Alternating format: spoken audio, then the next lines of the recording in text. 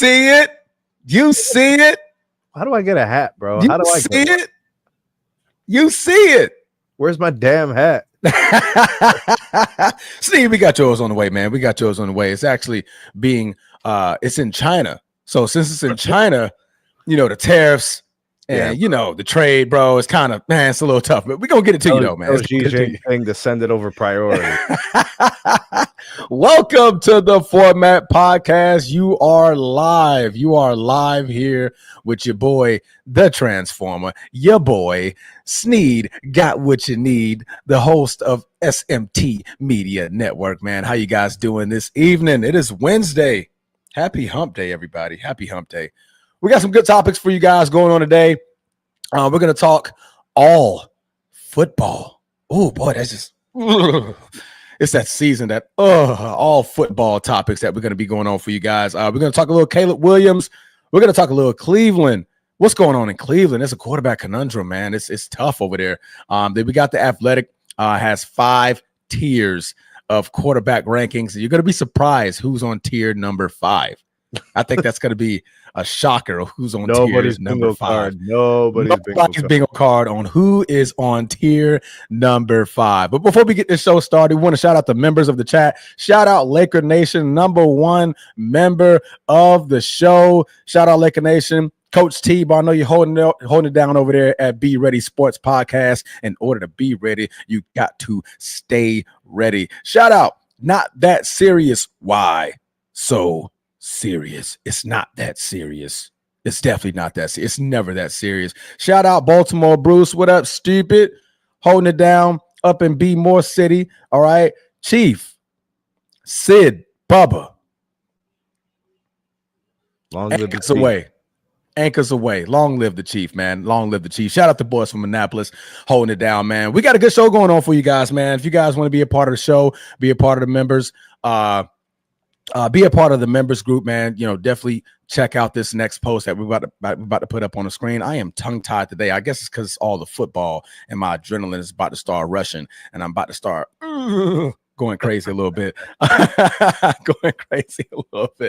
But man, we got a nice show going on for you guys. Bruce Hope is almost back. Almost. Close. Almost back. He would have made the show today, guys, but he still got that last second cough, and we don't want to get germs and make sure everybody gets sick up on the show. So hopefully Sunday we're going to definitely catch Bruce, and he'll be back in full steam, full fledged. We should force him to do the show alone. Nobody with him on the panel. Yeah, bump that. Make him carry the whole thing. I'm busy. I'm going to be busy all Sunday morning, Sunday afternoon, Sunday night. If he wants to move it to Monday, I'm going out of town. Actually, I got surgery on Monday. You're like, hey, man, since you're back, you hold down the show, man. You hit all the buttons. You go to the next topic, all right? Everything, man. It's all Bruce, man. But no, man, we're going to hold it down. It's actually going to be a party. We're going to have balloons, confetti dropping. Man, we just missed our guy, man. We missed our guy. Went over there, went to Paris, came back with the heebie-jeebies. So now he got to get rid of all that, man. But no, we're gonna get ready to show you guys how you can be supportive of the channel. Definitely stay tuned on it. And after that, we're gonna get right into the quick hits. You ready for them, Sneak? Mm-hmm. All right, let's get it going. If you're watching here on YouTube, make sure you go ahead, click that subscribe, that like, that notification bell. Make sure you're kept up to date whenever we drop new content on the channel. If you want the audio only version of the podcast, open up your audio podcast platform, hit the search bar, type in The Format Podcast. We should come right up. If you're enjoying the content, make sure you give us a like, leave us a 5-star review, and drop a comment. All that stuff helps us rise in the algorithm, helps us find more sports fans, helps more sports fans find us. Make sure you write it down, put it in your phone, make a note of it. The Format Podcast is live Sunday mornings at 10 a.m. Eastern. And finally, if you're really and truly enjoying the content we're delivering you, make sure you hit that join button. There's going to be exclusive content here just for you.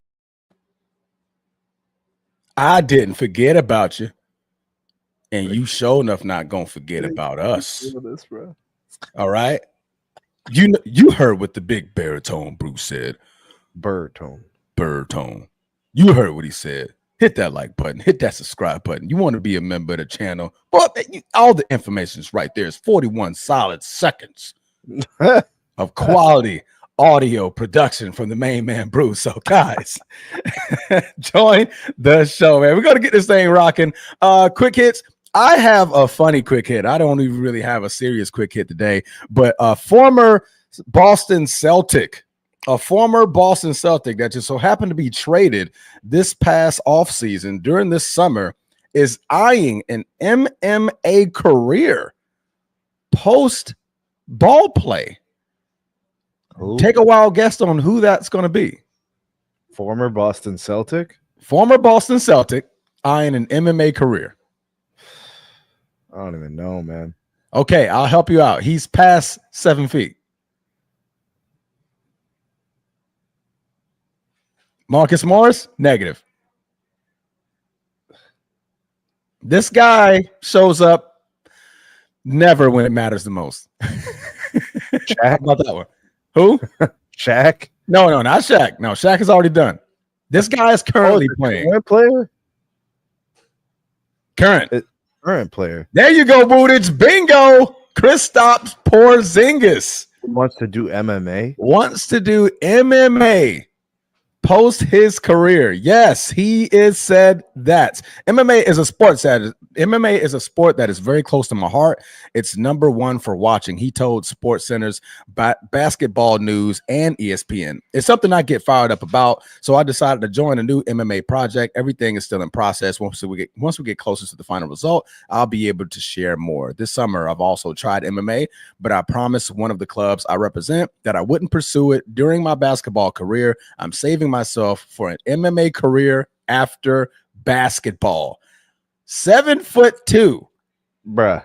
Listen, 7'3". He's 7'3", 7'2", 7'3". One of those. There is a guy in the UFC named Stefan Struve. Yeah, who was like 6'10" or something in the heavyweight division, but like he wasn't great. He was in the UFC, obviously, so he's one of the best in the world. Yeah, bro. But he was getting like the better fighters were pummeling him, bro. Yeah. I mean, to be 7'3", it's easy to scoop you. Like, I mean, his weight. He's going to be fighting heavyweight because the heavyweight goes up to 265, maybe 260. It starts at that weight. No, I thought it starts at like 220. Yeah, I thought there's a match. Brock Lesnar had been past 265. He used to make 265, bro. Brock Lesnar? He was cutting to 265. I did not know that. I thought he just went up. Probably with dehydration, he was probably walking around 290. Jesus Christ. He was probably cutting about 30, 35 pounds, seriously. Just to make weight. Yeah. Because I'm about to say, there's no way he's fighting at 265. Like, I guarantee you fight night is 300. Yeah. I guarantee it. That guy's massive. Yeah. But yeah, man, Kristaps Porzingis, man. I couldn't even imagine. You can't even stay on the basketball court. Bro, the injuries in MMA because people overtrain. Yeah. Like he's more prone to be injured from MMA than even hoops, and he's always like MIA from hoops. Like, I just don't understand it. I mean, I wish him the best. I mean, there's no shade for me. Well, I got a lot of respect for MMA fighters, those that train the sport. Yeah. It's a lot of disciplines. Bro, people start doing that. Like now, the new school fighters, they start MMA as teenagers. Yeah. Even before that, they usually come from some other discipline. They come from karate, taekwondo, wrestling. Yeah. They started something as a little kid. And then they went in, jiu-jitsu, whatever. So they've been a lifer in some combat sport. Not just because they liked it. Not just because they all of a sudden was 33 years old. No, he's probably like 29, 30. He's not going to fight. He's going to be, just training. I don't think he's...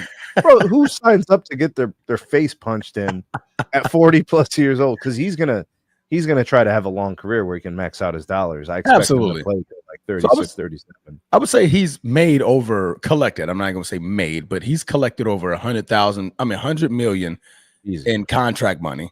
Easy. So it's like with UFC, you don't even get paid that much. Just get your face kicked in.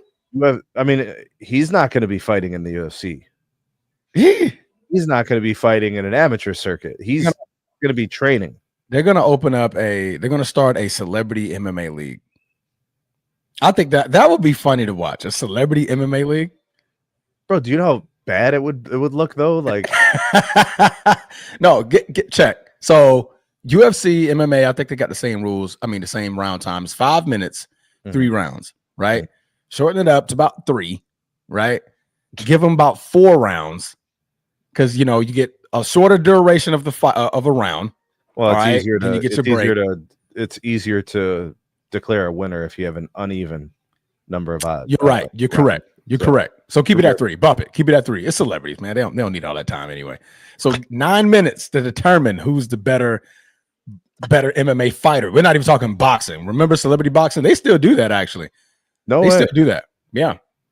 It's like it's not as popular as it used to be. I mean, well, actually, it is popular. You got your boy Jake Paul, celebrity boxer. Yeah.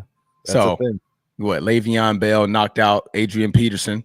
So I mean, you could classify that as celebrity boxing, right? So I mean, it's still probably it's going around. It's just not as mainstream as mainstream as it used to be. I think MTV should like buy something like that. Like, hey man, like get some celebrity MMA. Some source of entertainment. Yeah.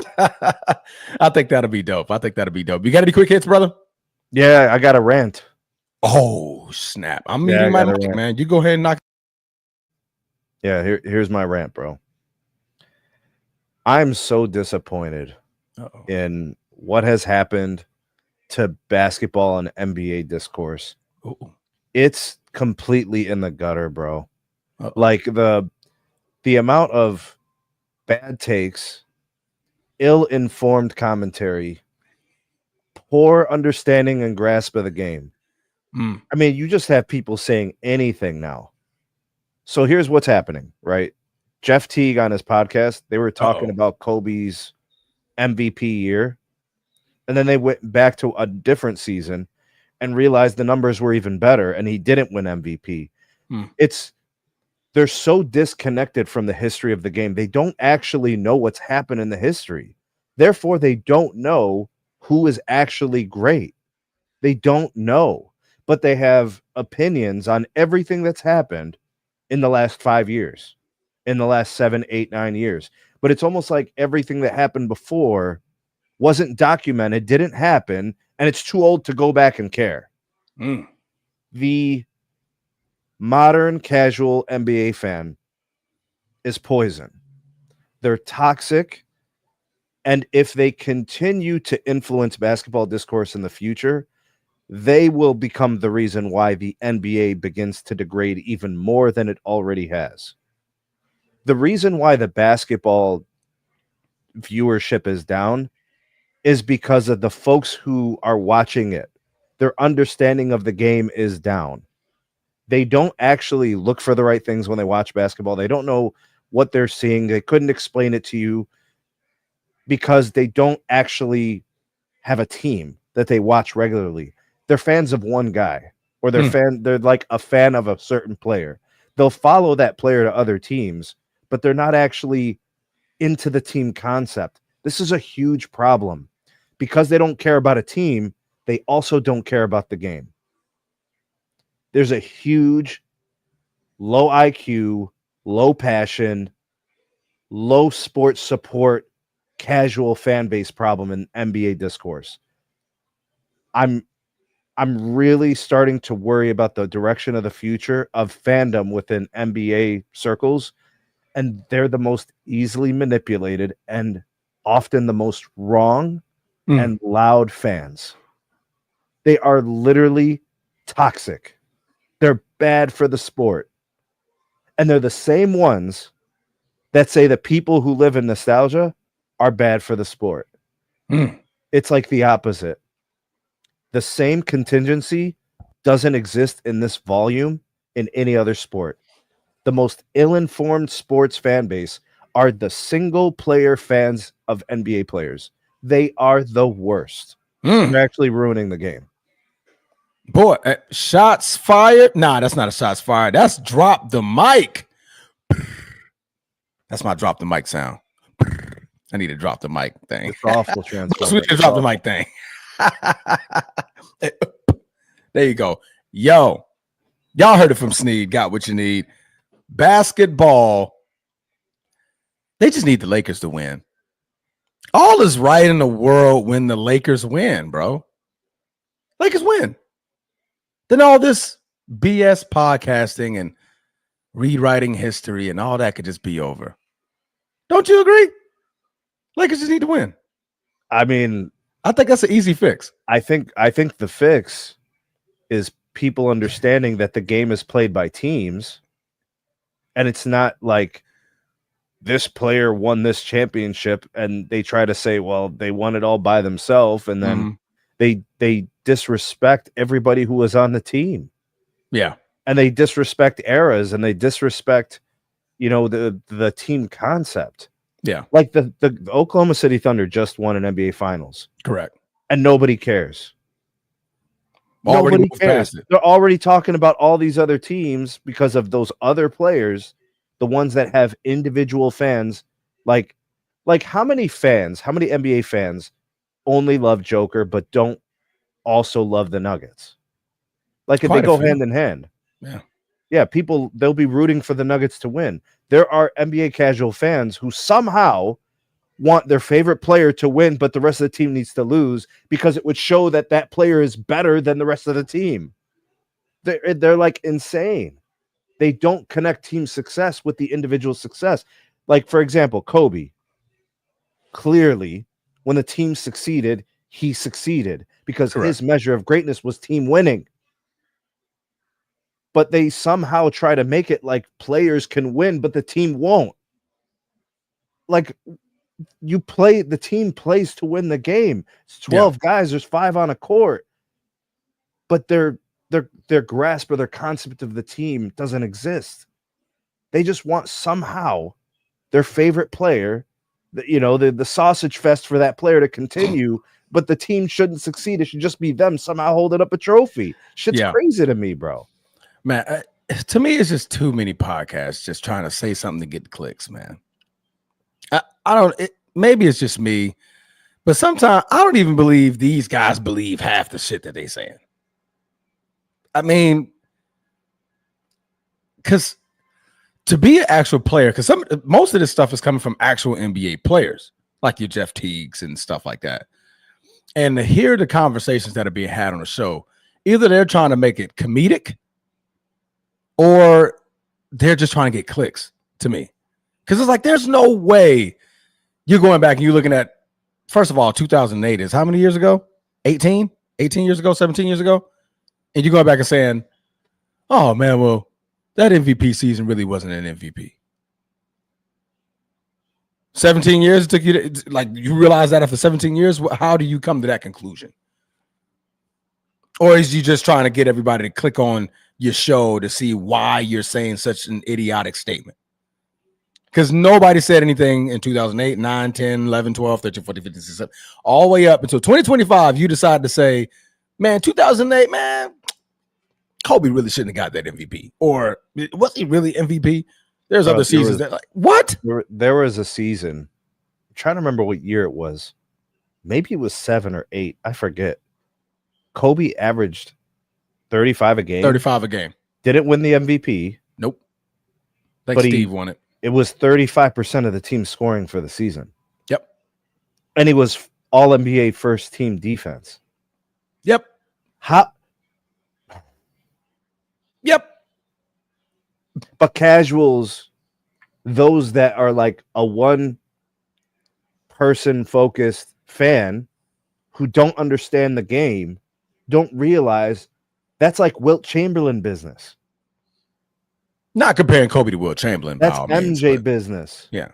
Like it's unique. It was what the team needed to do to succeed. There were seasons where Kobe didn't score 35% of the team's offense. Like it was just whatever the team needed. People got to realize this guy just wanted to win. Correct. You play to win the game. But somehow, some way, those fans are focused on their guy winning, but somehow the team needs to lose so he can look better, so that we can brag about it. Yeah. It's disgusting. Dog, this is why the NFL fan will forever be 100 times greater than the NBA fan. because the the NBA product is so much better. the NBA fan, Product. the NBA fan thinks I just need to support the one player I love. Everybody else can go to hell. You can't do that in the league and the association are two different things. Yeah. The league, you could have a great NFL player, and they could be in wasteland. Yeah. You know, like you can have an all-pro, one of the best players ever, and the team can lose every game. You know what I'm saying? Like that's why you can't have that mentality about a guy. You know, you don't really see that as much in the NFL. The NFL fan is a higher quality, more informed, and generally has more logic and reasoning within their thinking of the game because they're watching 20 plus players on the field at the same time. Right? Then you have the NFL, then you have the singular player NBA fan just completely lost in the sauce, and then they know it all. They try to tell you that they know everything and you're an idiot. Remember I gave you that analogy? It's the broke dude telling you how to make $50 million. $50 million at the gas station while he's trying to wipe and clean your windows. Wiping your car down with that dirty Windex squeegee, bro. Man, you know what you need to do, man? This need to make $50 million, man. Bro, I swear to God, that's what windows and get going. The uninformed NBA fan is that squeegee dude, bro. That's crazy work. But you heard it here from Sneed. Sneed got what you need. Are NBA fans better than NFL fans? That's for you, chat. I want you guys to answer that. Do you consider an NBA fan and an NFL fan any different? Or which one do you think is more supportive of the team? Don't ask me because I'm equally supportive for my Lakers as much as I am for my Green Bay Packers. I'm a true team fan. Whatever my Lakers do, I'll roll with it. Whatever my Green Bay Packers do, I hate it, but then I'll roll with it. I don't jump ship. There's a contingency of NBA fans that are team oriented and focused. Mm-hmm. That's not what I'm saying. I'm saying there's too many of the singular player. I don't know what do we the sausage committee, we'll just call them. You know what I'm saying? Sausage committee. There's too many sausage committees. No Diddy. The sausage committee, no Diddy, no diggity, no doubt.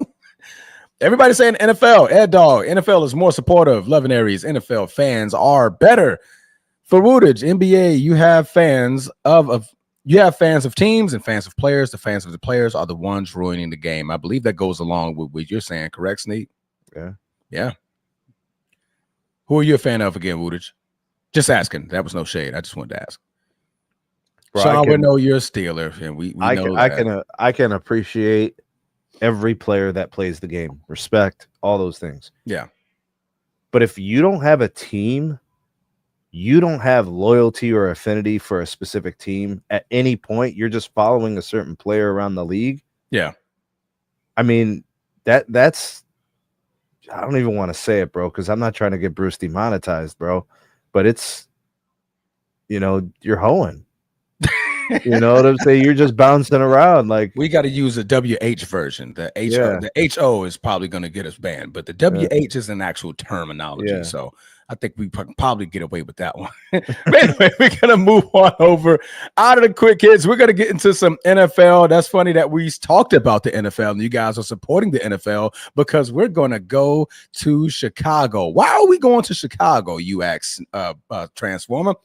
Caleb Williams has been under some drama and dramatic discussions. And no, we're not talking about he painted his nails yellow and everybody wanted them to be black. No, we're not talking about the barrette that was in his head. No. We're not talking about the flower that is in his ear. It should have been a rose. No. That's not what the drama is about. The drama is about his play, the way he's been playing last season and the way that he's projecting to be played in this upcoming season. Apparently this offseason hasn't been going well, and there's been some things that have been said. So we're going to listen to this take of The Odd Couple. The Odd Couple has some things to say about Sir Caleb Williams, and I believe we got some film, right, Bruce? Well, Bruce is in the background, by the way, so everybody say what's up to Bruce. What up? You got to say Bruce is in the background holding it down, so he's not able to voice his opinion, but he can type his opinion. As you guys can see, he's on the show. No shade, Bruce. No shade, man. We love you. All right. But so what we're gonna do, we're gonna listen to this take right here from The Odd Couple. on Caleb Williams. Here we go.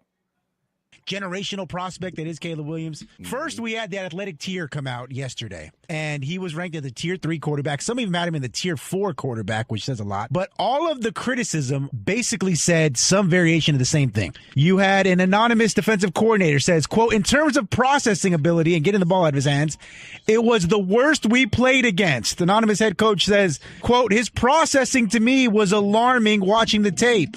And in fact, if you don't believe these anonymous GMs and coaches, former All-Pro left tackle Teron Armstead was at the joint practice between the Dolphins and the Bears last week. You said former? Yes, because he retired. And he put his name on it. Take a listen. Caleb's process, playing that quarterback position, has to improve fast and pretty fast, in my opinion. On a consistent basis, Caleb was not able to recognize where he was in danger. He wasn't feeling pressure. He wasn't feeling blitzes. He wasn't seeing blitzes and threats pre-snap. Anthony Weaver, the Dolphins defensive coordinator, was able to send guys from all different spots on the field. And, man, a lot of those got home. A lot of those would have been sacks. All right. I'm just going to say it. I'm going to say the quiet part out loud. This is just an anti-Caleb Williams. They've never really liked Caleb Williams from this standpoint of he paints his nails. I don't know. He cried to his mom in the stands. He's a different kind of guy. He wanted a piece of the Bears. He didn't want to go to all the other stuff that came out. And there are a lot of people who just don't like the guy. Last year, he had a fine rookie season. And it's funny, other people get a chance to develop and get better. Peyton Manning threw 30 interceptions his first year. Nobody threw the towel in on him. Nobody said he holds the ball too long or he doesn't know what he's doing with it or he can't read defenses. They allowed him to progress. And last year, Kelvin, there were at least 3 games where he marched his team down, gave them the go-ahead touchdown, and then the defense gave it back up. You remember including that Hail Mary to Washington? You remember that game? Mm-hmm. He had actually taken his team down and they scored a touchdown to go up in front. And he had one of his DBs or safeties who was flexing to the crowd when the Hail Mary came in. And I'm not saying he's a finished product or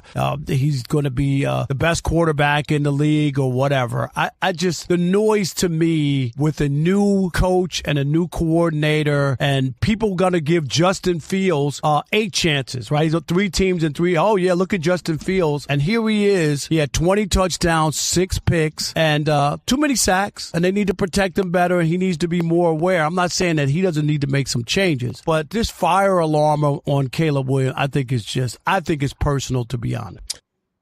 All right, to be fair, Caleb Williams started all 17 games last season, 62.5 completion percentage, 3,500 yards, 20 touchdowns, and 6 interceptions, as Rob just stated. He got sacked a league-leading 68 times, losing a league-leading 466 yards. Caleb Williams, rookie season. In a nutshell. Sneed, what did you have on what Rob Parker and the Odd Couple had to say about Caleb Williams in this season? First of all, I don't think his season was like the worst ever. I mean, the team didn't have a lot of success. They didn't win a lot of games. 5-12. Yeah, they won games against some pretty bad teams. They didn't really beat any good teams, if I remember correctly. I usually can remember they beat us in the last game of the season. They got one, yeah. But I mean, that's a divisional game. You know, it's always up in the air. You know what I'm saying? But like, I don't remember a game where it was like they came in and just looked so amazing. I do remember a lot of his sacks. I remember him getting sacked a lot. I also remember some games where he made some nice throws, where he made good reads, showed off a strong arm. He's not that bad for them to say like cut the cord on this Caleb Williams project. Like, that's after his rookie season, that's a stretch. That's a stretch. That's not what should be happening, or that's not like the discourse.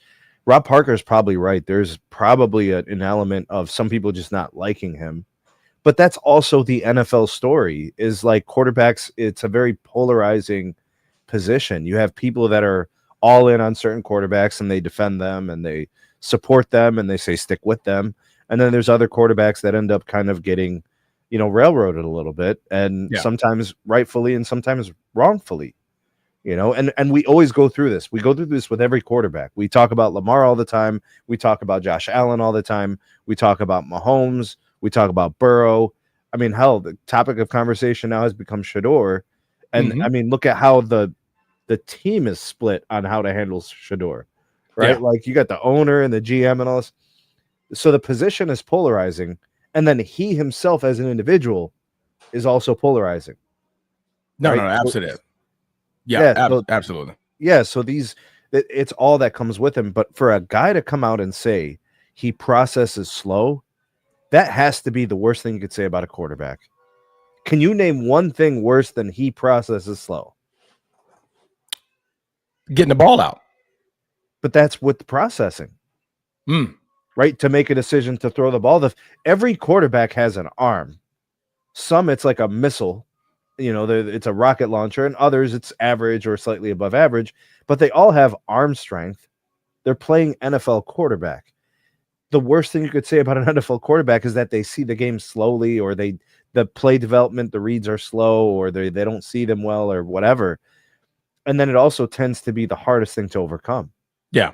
Because it ends up being picks and fumbles and strip sacks and points the other way and all that stuff. So it's a damning statement about a guy who's going to be a second-year player, and not every quarterback gets that kind of venom, if you ask me. I think Rob Parker's onto something. I think it's way too early to say a guy can't process. Way too early. No. To be quite frank, I love to hear all of this information. I love it. Right. As a Green Bay Packer fan, let me just get that out the way. I'm gonna get my fandom out the way real quick. I love it that Caleb Williams and the Chicago Bears are going through some sort of drama with their quarterback. That is just absolutely amazing. But what I will say, I will add to it. Do you think the Jaden Daniels rookie season has set a tone to a lot of these players, coaches, analysts, and was like, well, Jaden Daniels just did what he did in Washington. How come the prospect, the protege, the prototypical next generational superstar, the Patrick Mahomes 2.0, he wasn't able to replicate the exact same thing? Are we going to say he didn't have enough weapons? Okay, let's say DJ Moore, Rome Odunze, Keenan Allen. Oh, okay, Cole Kmet at your tight end, DeAndre Swift as your running back. Is that not enough weapons to do something? Right?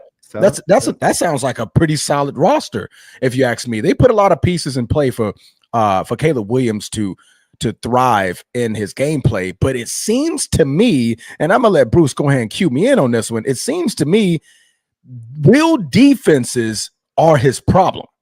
When you look at his collegiate gaming, we're going to look at Notre Dame here. Go Irish, by the way. Boo boo.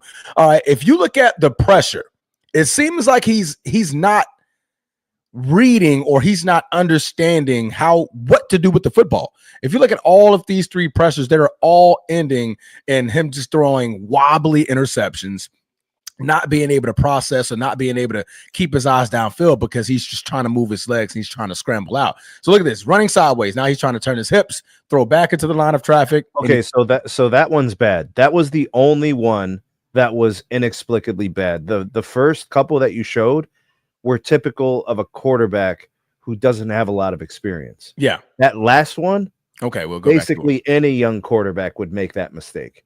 So okay, this one, the guy goes untouched, just walks in. He throws off his back leg. That's just, you have to eat that sack. You just have to. Okay. Then this next one. Yeah, this is just, it's terrible form. That's a terrible throw. Yeah, it's terrible form. If he throws it over, maybe it gets there. But this one is inexplicably bad. This is so bad. Turning. Because he could have just threw it out of bounds. Threw it right out of bounds. Yeah. So and it was in triple coverage. Yeah. That was in triple coverage. But you see, Notre Dame, and I believe their defensive coordinator, correct me if I'm wrong, Bruce, their defensive coordinator is now in Atlanta. I want to say he's a Falcon. I want to say he's the Falcons defensive coordinator. I know he went to the NFL somewhere. But Notre Dame ran a NFL style defense. Cincinnati, there you go, an NFL style defense. And what Caleb Williams is seeing is an NFL defense. He's seeing it all in real time. And to me, this doesn't aid Caleb. If he already had this problem at USC, Chicago was the worst place to go if you're trying to learn this. Look at all of their previous quarterbacks. But he didn't throw a lot of picks last year. But he took a lot of sacks. Right. So that's your trade-off. So, if he somehow improves, addresses that issue, it's more of throwing it out of bounds. It's getting away from the pressure and just throwing it away. It's the Aaron Rodgers technique. Let me see. He had how many fumbles? I want to say. I'm not picking it up. I'm not picking it up. 4. He had 4. No, he had 10 fumbles. That's a lot. Yeah, he had 10 fumbles from those sacks and all those scrambles. Yeah, that's. So, I mean, without throwing interceptions, you're still giving the ball back somehow. I mean, that's the same. Right? You're putting the ball on the ground. Yeah, it's actually worse. Yeah, fumbles are actually worse because it's behind. Interceptions is going a different direction. Fumbles, it stops where the ball is, and they could possibly run it back for even more. So, no, man, absolutely. Has anybody seen the numbers on how long he holds the ball for compared to other quarterbacks? Like, oh, do we? All right. Last year, Caleb Williams' average time to throw during the 2024 NFL season was likely between 3.2 to 3.4 seconds. In the early season releases was over 3.4 seconds, and a marked improvement nearly 1 second faster later in the year. That was reported by my main man, Bruce. But I'm going to go to CBS Sports here, in which they said the average time to throw was 3.13 seconds last season, which was the 4th longest in the NFL. Meanwhile, in Detroit, Jared Goff's average time to throw was 2.88 seconds, and that was the 16th fastest in the NFL among 36 qualified quarterbacks. So our takeaway is the quarterbacks that get rid of the ball the soonest are finding the most success. Correct. Okay. So that goes to scheme, right? Or does that go to you process? It's two things. It's the quarterback's decision making, because remember, they have decision making power within the play as the play is happening. The coach calls the play. The coordinators are calling the plays. What the Bears need to do and what the coaching staff needs to do is try to coach him to speed up his processing or whatever, his reads, call plays that I think allow him to do that too. It's got to be both. So it's got to be an area of improvement that he has to make, and then it also has to be an effort from his coaching staff to also address the issue too. If you're really invested in him, you have to do what's going to be best for him, because what's best for him helps your team win. No, absolutely. Yeah. Absolutely. I mean, I agree. It definitely comes with scheming. You get short throws get a lot of players going. If you look at a lot of early success when it comes to some typical quarterbacks who just like are in a bad team or in a bad environment, short throws, start them off short, right? Get them into a nice little rhythm. It was 6.5 yards, his average target. His average, I think it was in the 8s.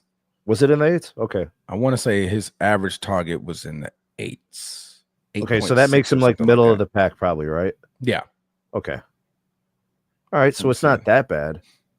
If it was short and he still was holding it onto it for that long, I mean, we'd have a real issue. Like, man, get rid of the damn thing. What are you doing? That means he's throwing it to like his 3rd or 4th read, and it's like the running back. Try to say, Bruce, man, if you can look that up for me. I want to see what those numbers are. I want to say it was.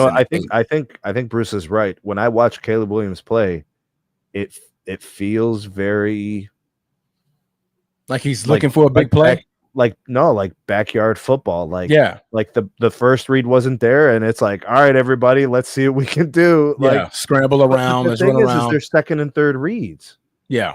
So the play doesn't have to break down. We just saw Shador film. Remember the video I made? Correct. 2nd and 3rd read was in progress. Like it was just part of the sequence. And the thing about it, Shador's posture was better, right? Even in a rookie, he stood up tight, slid the pocket, but he kept his eyes downfield, shoulders and everything was square. So when it was time for him to throw the ball, it was a clean throw, right? You look at Caleb a lot, it's more like you said, it's more like that backyard, like, okay, he's like making those falling scrambles, or he's just moving the ball with his hands. It's not really, okay, I got my ball, everything's nice and tight, and I'm going to make a tight throw when necessary. When he's throwing those last second air throws, they're wobbly. Thank you, Bruce. It's 6.3 yards per attempt last season. Yeah, so you were right, Snead. That's what I thought. Right. I'm pretty sure it was pretty bad. The thing about Caleb Williams, when I watched him play last year in the few games where I just sat down and watched the whole game, there's good plays in there. And there's bad ones too. Mm-hmm. And it's not like 2 or 3. It'd be like, it's like several where you're just like, that's probably not the way the coach intended. That's probably not the way it was drawn up. If you don't succeed on those plays, then everybody's blaming you because you broke rank. You know what I'm saying? Because and that's the thing, man. When you break away from the plan and it doesn't work, I mean, it's on you. Yeah. Bruce says he's not a bum, but he's certainly overrated coming out of school. I'm not ready to say that just yet. Right. I mean, this is a lot to predicate off of his rookie season. I mean, I know we're looking at Jaden Daniels like, man, well, look what Jaden Daniels did. Like, you know, that's a tough standard, Transformer. If that's the standard, high. That's a historic. Like what Jaden Daniels did was historic. The whole team was around him, the coaching staff, everybody around him was just absolutely in the right place at the right time, making the right calls, had the right scheme, the right formation. Everything was poised for that team to be much more successful than the Bears. This goes back to the Bears, and I've mentioned this to Bruce before. Chicago was just awful at grooming quarterbacks. They're awful. They're extremely awful. So if you go and you get a project, I mean, I'm not going to consider him a project, but if you go and get a prospect like Caleb Williams out of USC, number one pick, okay, and you see his type of style of play, right? What in Chicago prior to Caleb Williams would make you think that he would be successful there? What? There's like their scheme was not fit for Caleb Williams. The receivers were not fit for Caleb Williams. Everything like the offensive line, which he desperately needs, apparently, if you're holding the ball for 3.5 seconds. What Caleb Williams needed was such an effective running game. Correct. That the play action pass would allow him to have 3.5 seconds. That's really what this boils down to, because when I saw him find success last year, they were bombs down the field, 40, 50-yard bombs. Yeah. Off the play action. But in order to do that, the other team has to believe that you could rush the ball 6-7 times in a row. Okay. You know, like as a rookie, a running game is your best friend because these guys have to respect it, you know? And of course, like a competent tight end who runs good routes and has sure hands, wide receivers that can get open. Doesn't necessarily mean they have to be 50 yards down the field. They just have to be reliable, you know, good hands, run good routes, and just you could trust to get them the ball on a slant. Yeah. You know? And Caleb Williams is that kind of guy where his most successful plays are play action passes. That's where he gets most of his success. You have to be able to run the ball. They were average probably at running the ball. Let's see. They averaged. I don't remember, you know, I don't really remember them last year as being this, you know, DeAndre Swift almost had 1,000 yards. Caleb Williams had 489 himself off the ground. While Sean Johnson had $150. That's the third highest running back. Well, second, I'm talking second highest running back. I'm sorry, I added Caleb Williams in there, but Caleb Williams got 489 off of his legs. But like I said earlier, he lost about 466 in sacks. It's a lot. So that's a lot. So if those are happening on your early downs, like if that sack's happening on 1st and 10, if that sack is happening on 2nd and 11, now you're talking about 3rd and 17s. You know, which there are no plays in the playbook that have a high conversion rate on 3rd and 17. No, you know, you're looking for a penalty at that point. You're looking for pass interference or some way you're looking at down there or a deep. You're actually looking to cut the field. You're just trying to get in a better position for a decent field goal or a punt. Yeah. Well, if you're on the other side of the field, yeah. Yeah, like so. I'm not going to blame the coaching 100%. I saw Caleb Williams' errors. I see his deficiencies. But I think Rob Parker's right about something. People clearly don't like this guy, and there's people who believe he's overrated. There's going to be venom directed towards him. Yeah. Bruce definitely thinks he's overrated. You didn't hear me say that, though. I don't think he has his headphones on. So, but Bruce definitely thinks he's overrated. Anyway, he's definitely overrated. I told you. But we're talking about the NFL. How, you remember Johnny Manziel got drafted? Mm-hmm. You know what I'm saying? And we've seen like all types of players get taken in the early 1st, 2nd, 3rd rounds, and we're just like, and then it doesn't pan out. Yeah. Also, do you think the pressure, the hype was way too much on Caleb Williams, and that's why he's coming out the way he is? Because if you look at Jaden Daniels, there really was no real hype. There's It was no like, okay, pressure. he spent like 4 years and no, I think he played 5 years. There's no pressure on collegiate Caleb football. Williams Transformer. What's I mean, the expectations Patrick for the Bears? Mahomes 2.0, you're the next generational talent. Who said that? This was being said. Yeah. This was being said before he was drafted. Oh, wow. They had him on quarterback tier lists before he got an NFL snap. Well, before the NFL snap, I would have told those people they're crazy. Yeah. You don't want to do that. This is an important moment in the Format Podcast history right here. Player comps are the worst thing you could ever do to a young prospect. Yeah.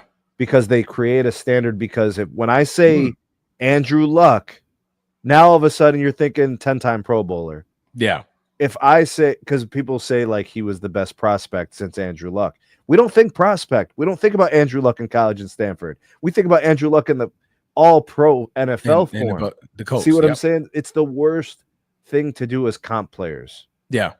And I would rather get compared to Andrew Luck instead of Patrick Mahomes. Right now, that's a high flipping bar to set for me. Great point, Transformer. But Caleb was the #1 high school recruit, Heisman winner, UFC star quarterback. He should have known all of that hype already. Man, Mike Tyson famously said, everybody's got a plan till they get punched in the mouth.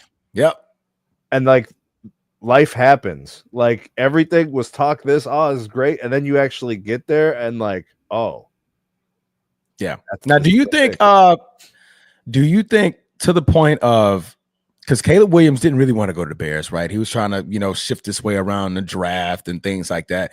Do you think he saw this coming? Like, damn, and the Bears are not going to make me better. I'm actually going to digress from where I was. Do you think that plays a part in it? Since, he had like the history of quarterbacks. He's looking at the Chicago history of quarterbacks. Like they're all bad. You look at Justin Fields like, dang, man, like, and I got to go there and be the savior of Chicago. I don't want to go there. They're not going to play to my strengths or anything like that. Do you think that plays a little bit of part of it? The reason why he wanted to go? So you're saying like the burden is heavy of going to a team like that and the expectations of carrying a franchise and all that? Particularly the Bears. Yes. The Bears. Yeah. Look, man. He could have went to Cleveland and been a star. But when Chicago, you are the guy and you have the opportunity to have that kind of, like, the quarterback position, the NFL is coveted. Yeah. And it's like a boosted position. Like, take for example, like Joe Thomas, the offensive lineman for the Browns, Hall of Famer. He was an All-Pro every year for like 15 years or something crazy. Yeah. That's one of the best players ever in franchise history. But like, nobody knows who Joe Thomas is unless you're like a NFL savant. You know what I mean? But you'll know the quarterback. He's in the Hall of Fame now, right? What's that? He made the Hall of Fame already now. Yeah, years ago. Yeah. Okay. Yeah. But like, the thing about like the quarterback position is it's such a huge opportunity for your brand. It's such a huge opportunity for marketing yourself and generating money. And then this opportunity to become a super legend. Mm-hmm. Like, it's not just a regular legend. Like, running backs can be legendary. Yeah. Like, quarterbacks get this, like Jalen Hurts wins 2 more Super Bowls or something crazy. That's it. He can run Philadelphia. Absolutely. He could run for mayor the first day he retires. You know what Yeah. like, those are the kind of things we're talking about with these positions. I don't know why you wouldn't look to get to that status with a team, no matter who drafts you. Like, this is, bro, the Chicago Bears is an illustrious franchise. It's one of the most well-known. I think they're one of the primary teams from the original NFL. Yeah. Is the Bears. So you have a pedigree, you have a history, you have a notoriety, you have worldwide recognition as an NFL team. Yeah. Bears, Packers, like, these are. Don't put us in the same sentence ever again. But they're the teams I'm messing with you. It's like, I don't know why you wouldn't bask in the opportunity to do it. Yeah. But I don't think it's that. Why do you pick USC? Who's the quarterback over there? I mean, who's the coach over there? Is it Lincoln Riley?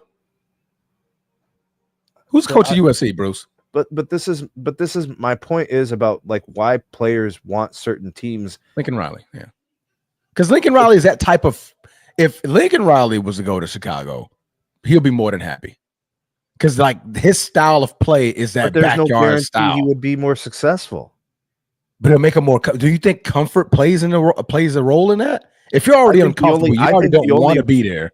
I think right? the only way you become great is when you learn to be great while being uncomfortable. Okay. It's never going to be perfect. This is a conversation I've had with personal friends about like relationships when they're having trouble with their significant other. Nothing is ever perfect.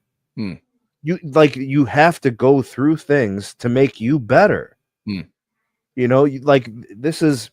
The Bears are an opportunity. Instead of looking at it as resistance, look at it as a potential opportunity to raise your level. We've seen good quarterbacks play well in bad situations. Be that. Prove to the world that you can play the position competently. Whether or not your team has success could be beyond your control. But at least you did your part. You were a good soldier, a good teammate. Like, we got stories of him being all weird in the locker room, talking about you guys need to clean up after yourselves and all this. Like, I get it. You want to lead, bro, but it's not your place. You ain't that yet. But like, you see what I'm saying? Like, these are opportunities for him instead of maybe viewing it as resistance, viewed as the opportunity. Yeah, no, I got you. We're going to get ready to open up the lines here. If you guys are tuning in right now, we're going to have the link. It is pinned right there in the top of the chat and YouTube. So we're going to get ready to open up the lines here. But first, I'm going to ask you guys, and I'm going to ask Sneed this question. If you had your hat on and you're the Bears, what is your answer? What is your solution for Caleb Williams? I think you have to change the way you execute the offense. I think the game plan, intermediate throws, or I think the game plan moving forward really, really has to be like, we really have to work on this, the duration of holding on to the ball. Yeah. I have to look at it from a week to week progression. If he's holding on to it for 3.4 seconds, the following week, I need it down to 3.3. The following week, I need it down to 3. Like, I need to see that coming down. And that's going to be a function of him getting the ball out sooner. Part of it's got to be play calling. Yeah. Like, there's no other way that's going to get him progressing. We've got to get this guy getting the ball to players quicker. And then I think also just if they can run the ball, I think it helps him too. Yeah. Just for the big plays and stuff like that. I like it. My answer is simple. Do nothing. Just keep everything the same. Be bad. Stay bad. Because guess what? That team over there. You're a problem, bro. You're a problem right now. Hey, look, I'm not ashamed. I'm not ashamed about this. I'm not ashamed. What do y'all want me to do? Right? Don't let the hat fool you. I know I may look like the guy that's right here on my hat, but I'm not him. That's Bruce. That's Bruce. I am not a Baltimore Raven, Notre Dame. So I'm damn so not. I should take this hat off just because of that, right? Oh my God, he got me. Oh, he got me. He got me. He got me. Oh God, I just not realized that. I'm ending the show. No, about that, we get out of here. This man has some something stuff on my head. Oh my God, I'm in turmoil, guys. Oh, this is what purgatory feels like. This is what purgatory feels like. Oh, man, I just now realized that. Two can play that game. We're changing the logo. We're changing the logo, man. I'm changing the hat. I'm going to get, what they used to do in the gangs back in the day, when you wore the wrong color, you used to put a Band-Aid on it. So you knew that. So if you were a part of the Crip affiliation, if you had red, you'll put a Band-Aid on it. Like, just because I'm not representing them. Bro, I'm a Crip. I'm gonna put a purple and gold Band-Aid on the side of my hat. Oh God. Honestly, I lost train of thought. But no, I was talking about the Bears. Like I said, I agree with you, man. Short intermediate throws, you're gonna have to change up the scheme for them. I mean, obviously, what ain't broke a little bit. You don't have to do too much. You think they have to like overhaul the offense, or is it no? Right, get a better offensive line for sure. Right, get a better offensive line. But like you said, if you could start things from the run game, you see a lot of successful quarterbacks come up through the ranks from the run game, right? You're taking the ball out of the hands. You're threatening the linebackers. You're bringing them up. You're making them load the box. Now your quarterback has a little bit more freedom when it comes to play action. That's first, right? Play action is going to be wide open, but everybody's already in the box. So guess what? I get a lot of one-on-ones when it comes to my receivers. All right, my X, my Y, everybody, my Z. Everybody's one-on-one now because now you have to load up because of our prominent run game. So if you look back at the Packers, and I don't mean to talk about my Packers, but Malik Willis, when Jordan Love went down, everybody was like, Malik Willis, he didn't do crap in Tennessee. He was Owen freaking whatever his record was. It was terrible. He won more games last year than he did his entire career in Tennessee. Spot duty, right? Yeah. He came in. And what we did is that we put the ball in Josh Jacobs' hands.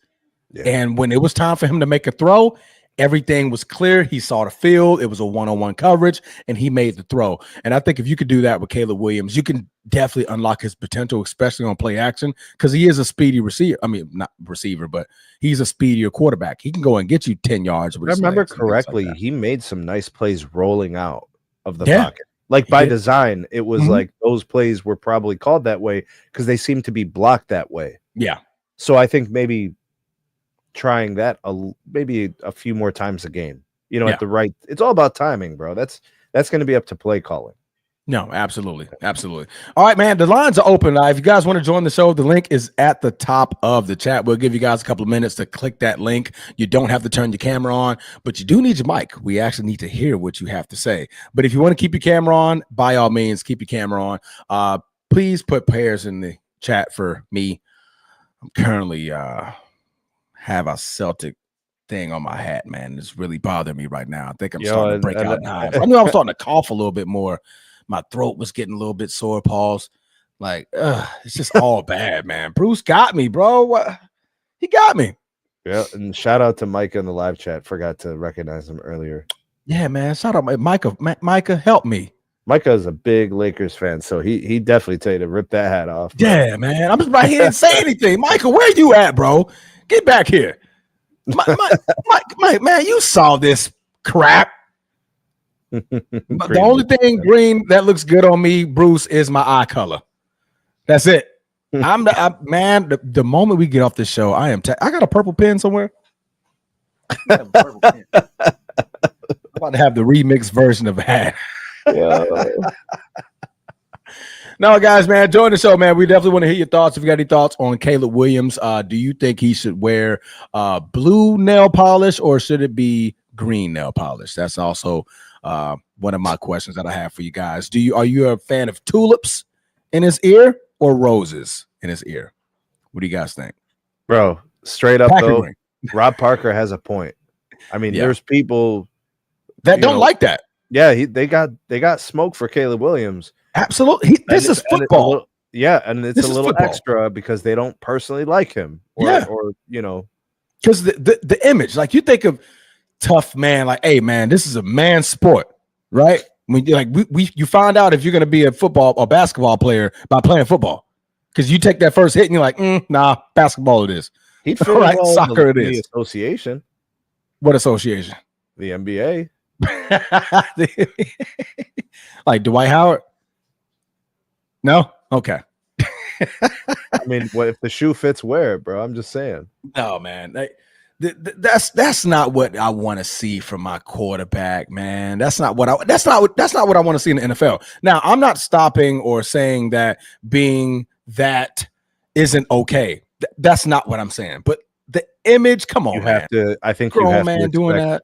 Yeah, I think you have to expect some pushback. Yeah, that's bad. That's just bad, man.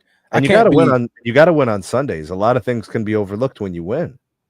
And now they're probably like, we can't win because now that's going to be our freaking face, our logo.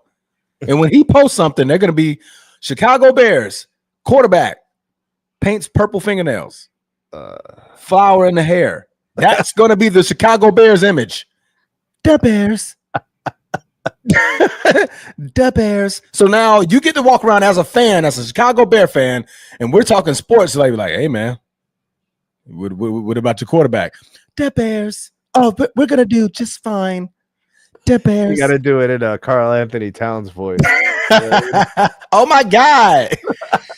Oh, Oh my God. Let's welcome Brucey to the stage, man. What's going on, brother?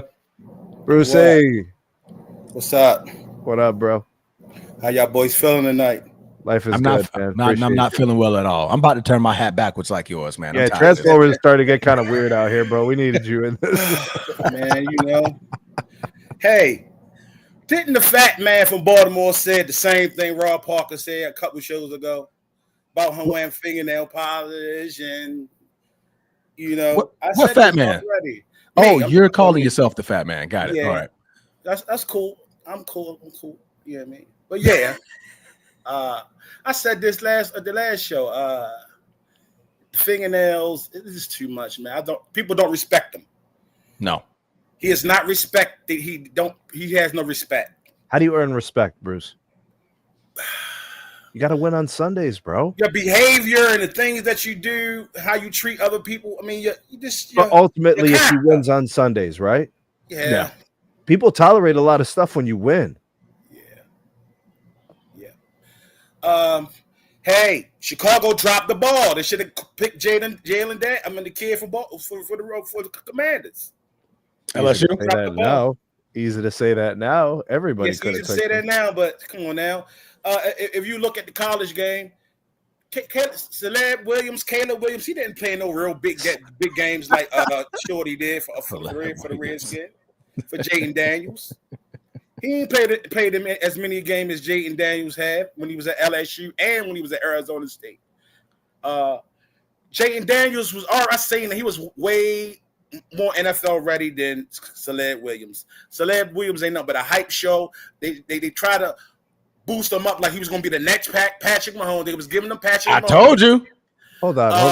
I told you, Steve. Can we backtrack a little bit real quick? Can we backtrack? I told you. Where does that pronunciation come from? What? Celeb. Because it's not Caleb. It's not Caleb. Yeah, man. Hey, he's not. Listen, he's a diva. He's not. Even if he played well, they're not going to respect him as a man. Let's be getting personal now. Like, he emasculated himself, and men don't respect that, yo. And it's not to me, Bruce. It's not just yourself. It's the team.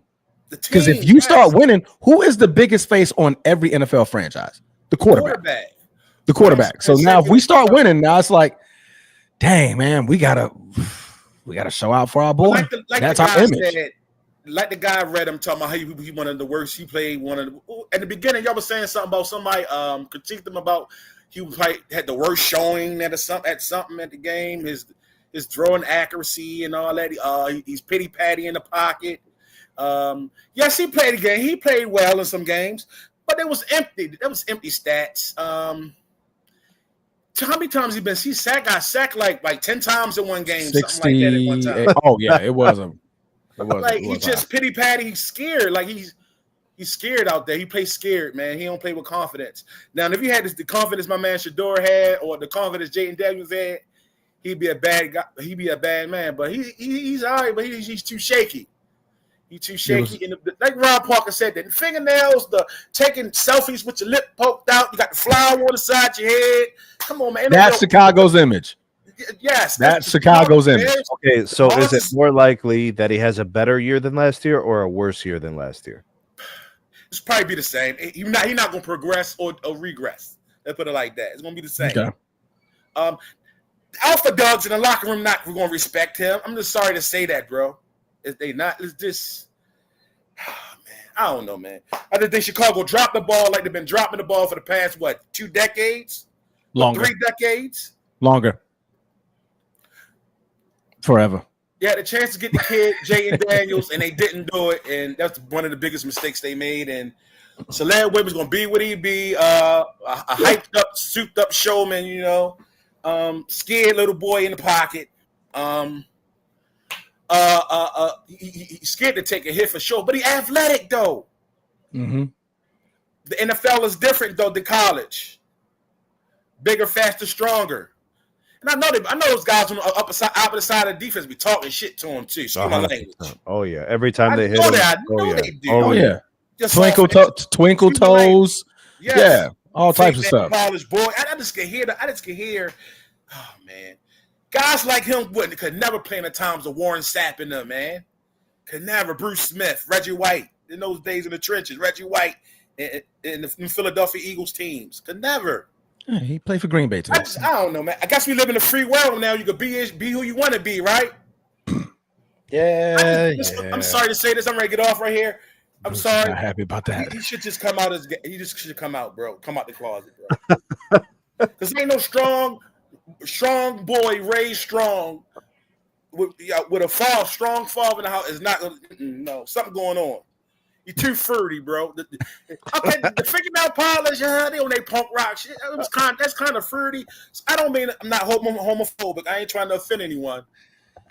It's fruity. You know, alpha dogs don't respect the fruit. First of all, you got the fingernail. Okay, I let that pass a little bit.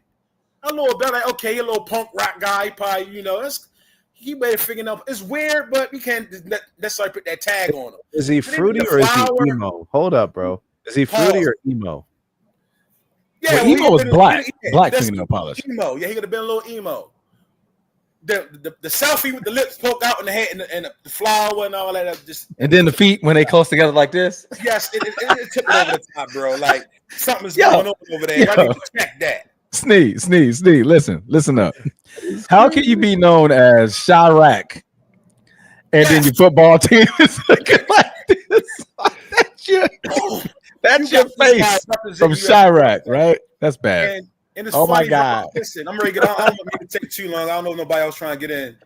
Raw Park said the same exact thing I said 2 or 3 shows ago, bro. Come on. They hating on him because of that stuff. I said the same exact thing Raw Park said. We was on the same way lift. Hey, man, I'm going to hit y'all boys back. I most definitely want to say something about the athletic quarterbacks. All right, Bruce. I'm gonna check out. All right, bros. All right, bro, man. Be easy. Always good time with Brucey, man. A lot of people will tolerate a lot of nonsense as long as the winning is the dubs there. there. Like there's going to be people who still are going to talk and say whatever they want and be detractors. But when you win, at least his home fans, Bears fans will be like, yo, we're winning though. We're winning. We'll take it. Last year, he started off the season 4-2. He then went on a 10-game losing streak. And then he won the last game against the Green Bay Packers, in which he threw 148 yards, 1 touchdown, no interceptions, and also ran for 10 yards. So a 10-game losing streak is bad no matter how you crush that apple. That's tough. 10-game losing streak is bad, right? Especially if you're starting off 4-2. You beat Tennessee, you beat Indiana, you beat the Rams, and you lost against Tennessee. You beat Tennessee, you beat the Rams, you beat Carolina, you beat the Jaguars. All at the time were bottom feeders because I believe the Rams are really the only team that you could say was. But I believe Matt was hurt at that point. I don't even think Matt was even playing. So if I go back to look I mean, remember I told you I didn't really think they had many wins that were considered to be overachievements outside of the Green Bay game at the end of the year. Yeah. And that was a 24-22. My defensive coordinator. I don't know. You keep talking about his nails, bro. Keep talking. Keep talking about them nails. You're gonna have nightmares. He's gonna beat you guys twice this year. Watch. No, he's not. No, he's not. We got J-Lo. All right, J-Lo's back. Right? J-Lo is back. Not gonna be able to do it. Not gonna be able to do it. I don't want to hear it. I don't even want to hear it. That'll be tough, bro. Yeah, no, it will be tough, man. Imagine me going out in my Green Bay outfit, Chicago Bears fans saying, "Oh my God, y'all lost again." Bro, I gotta emo. I want to listen to an in-depth interview with him from college, and I want to listen to an in-depth interview with him this year in the offseason. I want to kind of see where he's at from a mental standpoint. Like if you ask a guy the right questions, what they tell you and what they don't tell you both can be really telling about their mentality going into the season. Like I hope he's focused on proving people wrong and being successful. I really do, because the league is better when your young quarterbacks emerge. You know what I'm saying? It's just better that way.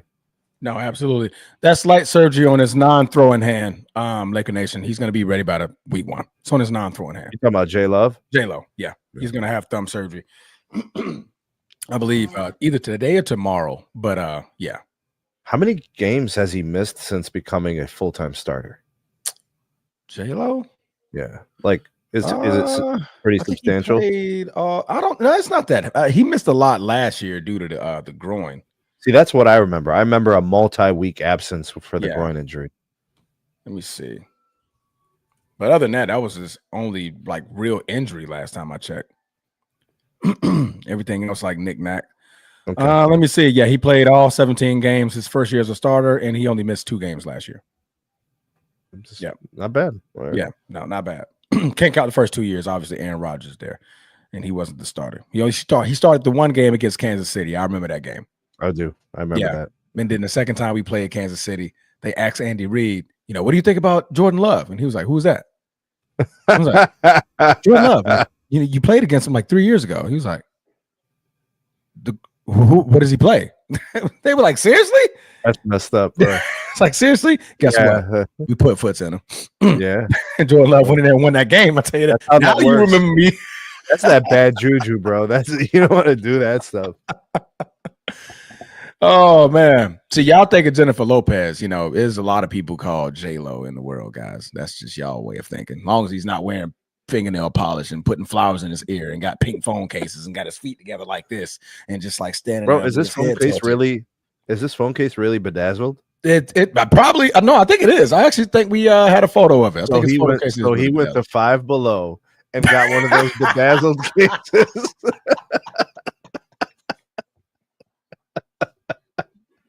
Yo, come on, bro. You never took your daughter to Five Below, bro. Yeah, no.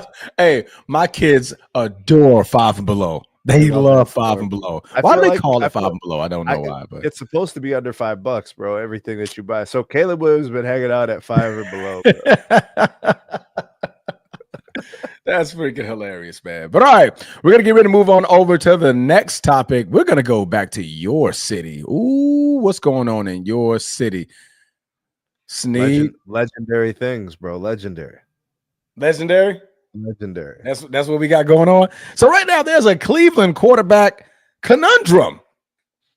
After I almost said we talk about Caleb Williams way too much. Right after Shedeur Sanders had a pretty great game this last week, we are now looking at him still being 4th on the depth chart. But Sneed says that's just all semantics. So Sneed, I'm gonna let you go ahead and take this one over. Cleveland quarterback conundrum. What's going on in Cleveland? There's I guess we'll call it the popular school of thought that the Browns quarterback room lacks clarity. Nobody really knows what's going on. Nobody knows what's happening. They've got a depth chart and they've got the players in order. And I think currently they have Shedeur at the bottom of the list, even though he played a bulk majority of the last game and made plays, threw touchdowns, made excellent passes, showed that he should continue to receive, full access to playing games. He should be invested into, he should start, he should play most of the next game, that kind of thing. I think it's pretty clear that's the direction the Browns should be going. And I think it is the direction the Browns are going.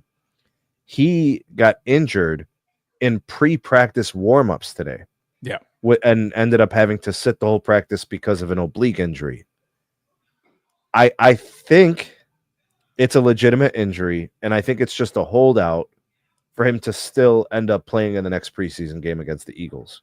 Okay. I do. I still think he's going to start, and I still think he's going to play.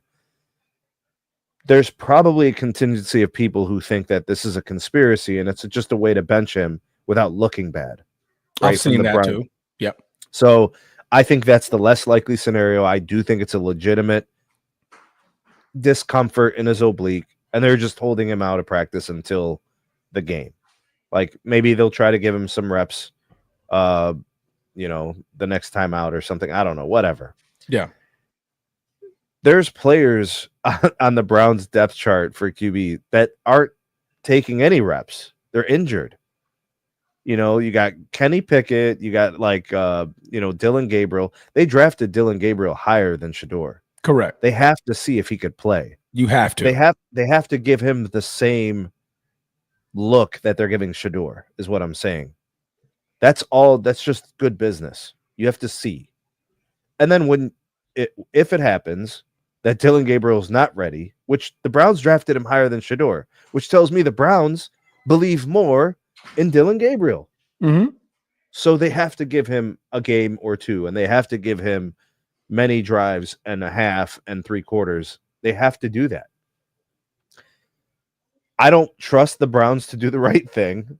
I'm just saying. You said it all to say. Yeah, I'm just saying they can drop the ball here, but I'm just saying it's not as messy as people think. It's pretty clear. Joe Flacco is there because he can literally start a game and just run the offense. Yeah. So he's going to stay at the top of the depth chart. The Shedeur and Dylan Gabriel thing is the thing to watch. That's real. The Kenny Pickett thing, I don't get it. The Tyler Huntley thing, I don't get it. I really don't. It's Joe Flacco and these rookies. That's all that should be there. Yeah. The rest of it's just noise, in my opinion. I agree with you, Bruce. Camp Bodies, Tyler Huntley, and Kenny Pickett. The thing that gives me cause to pause that he is going to be on the roster is that they traded for him. Like you gave up something for him. Like now you got to keep him. We need to revisit the Deshaun Watson trade. Do we? We can, but it's hilarious. Is that same team. Yeah. No, absolutely. I like what you said, man. If he is indeed hurt and you're just sitting him out because American Friedman said they ruled Shedeur out for week 2. So there you go. It's going to be the Dylan Gabriel show. Oh, have they? Has that been ruled out? Where'd that report come from? That must be brand new. So that tells me that the injury is legitimate. So any conspiracy about the Browns trying to find a way to keep him out of the lineup, that's not true. I saw that they said they could hold him out, but I didn't see anything being out. Yeah, I heard they were just monitoring the injury. I didn't hear he was. Oh, Shedeur is unlikely to play Sunday after being diagnosed with an oblique strain. He's considered day-to-day. Yeah, so unlikely. So that's not out yet. That's but unlikely, they're telling you where they're leaning. You know what I'm saying? Yeah. And they have guys that they want to see play. So because the only thing I saw was that he's not going to practice tomorrow. That's for sure. They said he's not going to practice for sure tomorrow. So he might not play until next week. Which will be the Dylan Gabriel show. Now, is Dylan Gabriel healthy? Is he healthy enough to play? Yeah. Okay. Well, yeah. Let him start. I definitely say let him start. But what I don't want to see, don't put the ones in now. Don't do that. I want to see what he looks like with the same bodies that Shedeur had out there. Yeah. Well, let's not be crazy. But I think they're starting to ramp up the starters. Yeah. Right? Week 2, week 3. This is where the starters get a little bit of run. So week 3 it says Kevin Stefanski, the head coach of the Browns, if Dylan Gabriel is unable to play on Saturday versus the Eagles, Shedeur Sanders will make his second start of the preseason. Okay. So they're not ruling out Shedeur, and they're also saying that Dylan should be the starter. So yeah, gives us something to go off of. Yeah. So like I said, I didn't see the out for week 2 just yet. I know I saw him being out for Thursday's practice. But I mean, I think you're right, man. Dylan Gabriel should definitely get his. I mean, you definitely get your shot, right? I mean, of course you would draft. I think he was drafted second round. Was he a second round pick? Is he a lefty? Who? Dylan Gabriel? No.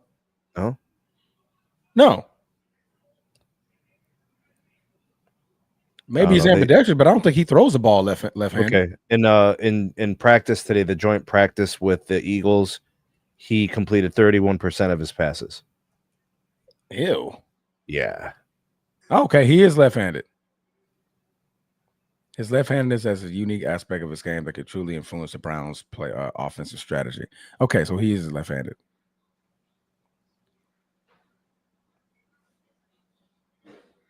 There you go. Okay, yeah, but yeah.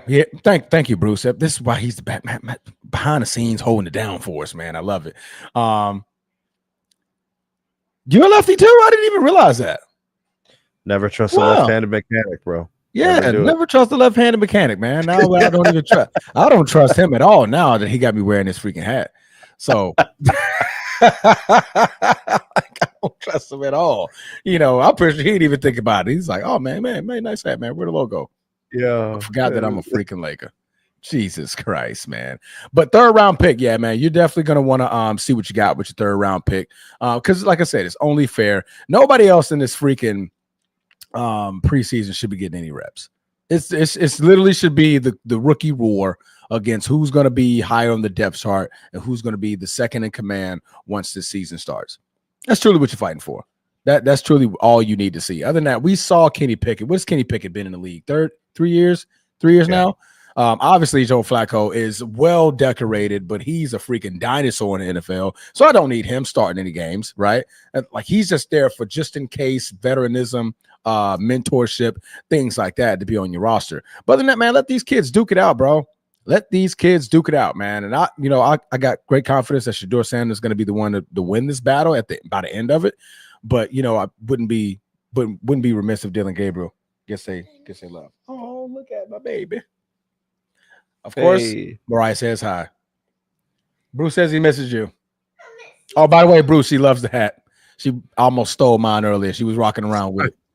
But now I definitely got to get a Band-Aid on it because I can't be letting my babies wear no Celtic stuff. You excited to start school soon? Get back to school? Oh, they start. This is the third day. This is what? Day 3. Yeah, they started already. Wow. Okay, so you guys got us by like almost full week, 2 weeks. Yeah. When y'all go back next week? Is it next Monday? Yeah, end of next week. Yeah. The end of next? Y'all start at the end of a week? Yeah, teachers will report Monday, kind of do a couple of things, open house on Wednesday. Kids will be back Thursday or Friday. What? Okay.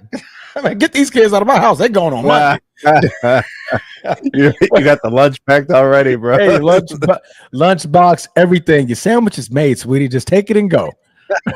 Once the teachers report, pick up a juice box out of the garage on your way out. Hey, once the teachers report, kids are reporting. Yeah. Like right by, teachers in there? I'm dropping off my kids. Nah, you in there. Are you guys done before Memorial Day?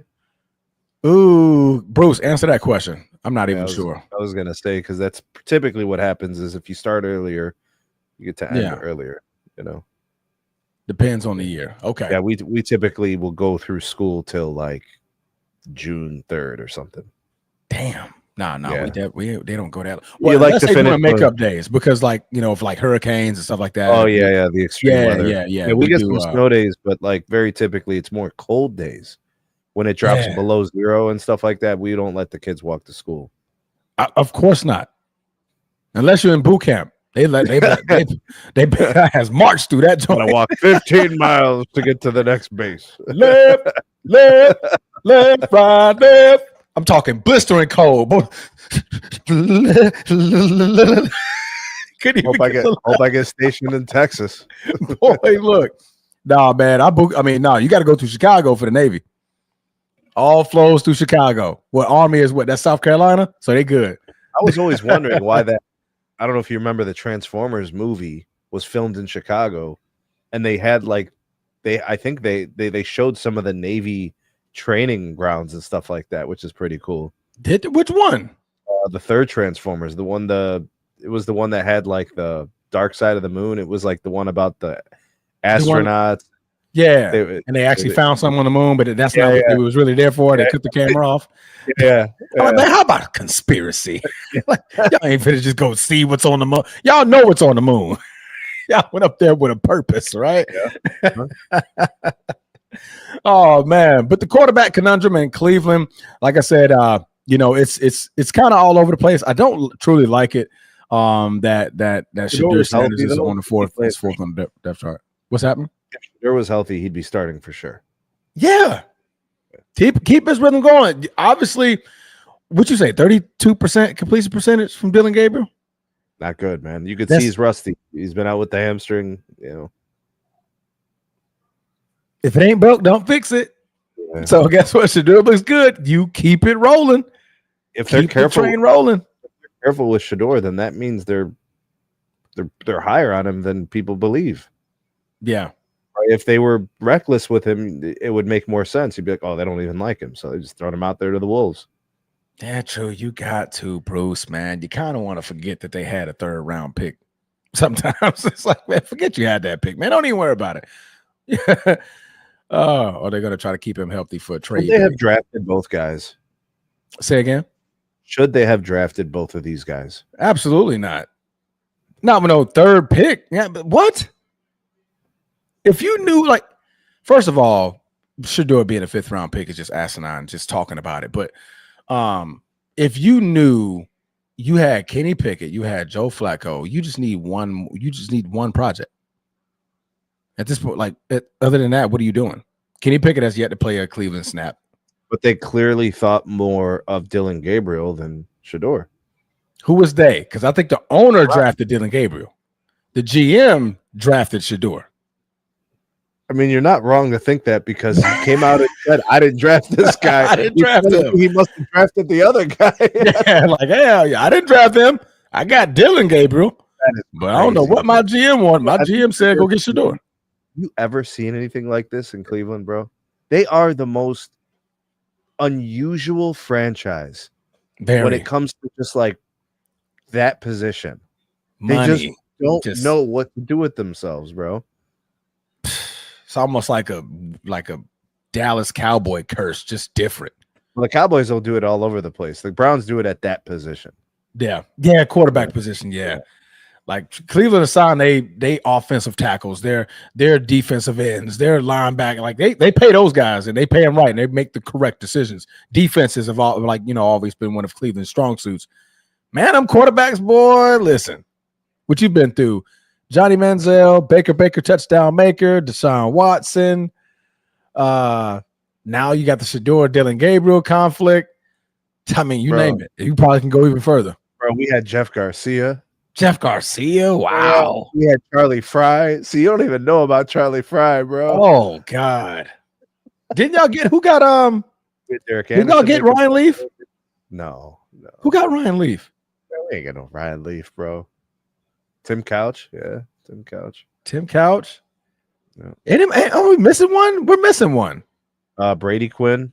Brady Quinn. There you go. That's what I'm thinking about. Brady Quinn. I know Bruce probably dig that, bro. Yeah. But Quinn was a bum. I remember another one. I'm like, man, y'all were high on some guy, man. He just was awful, bro. And it was Brady Quinn. That's right. Yeah. Did he play for Notre Dame, Brady Quinn? Yeah. Wow. That's not a Go Irish moment there, Bruce. That man was awful when it came to the league. All-time leading passer, man. Congrats at Notre Dame, but that boy he was prolific in college. That's nasty work. Dude, was he throwing a Golden Tate? Was that those years?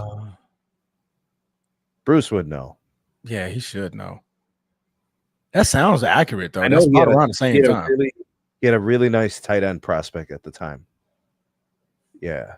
Okay. He was throwing it at Samardzija. Okay. Yeah, the tight end prospect. I remember. Got it. Yeah. Twizzler is in the building. What's going on, Steve? Oh, Kyler. King of the chat is in the building. But what we're going to do, man, we're going to open up the lines here. All right. If you guys want to join the show, the link is tagged at the top right here, over there, next to Sneed over there. All right.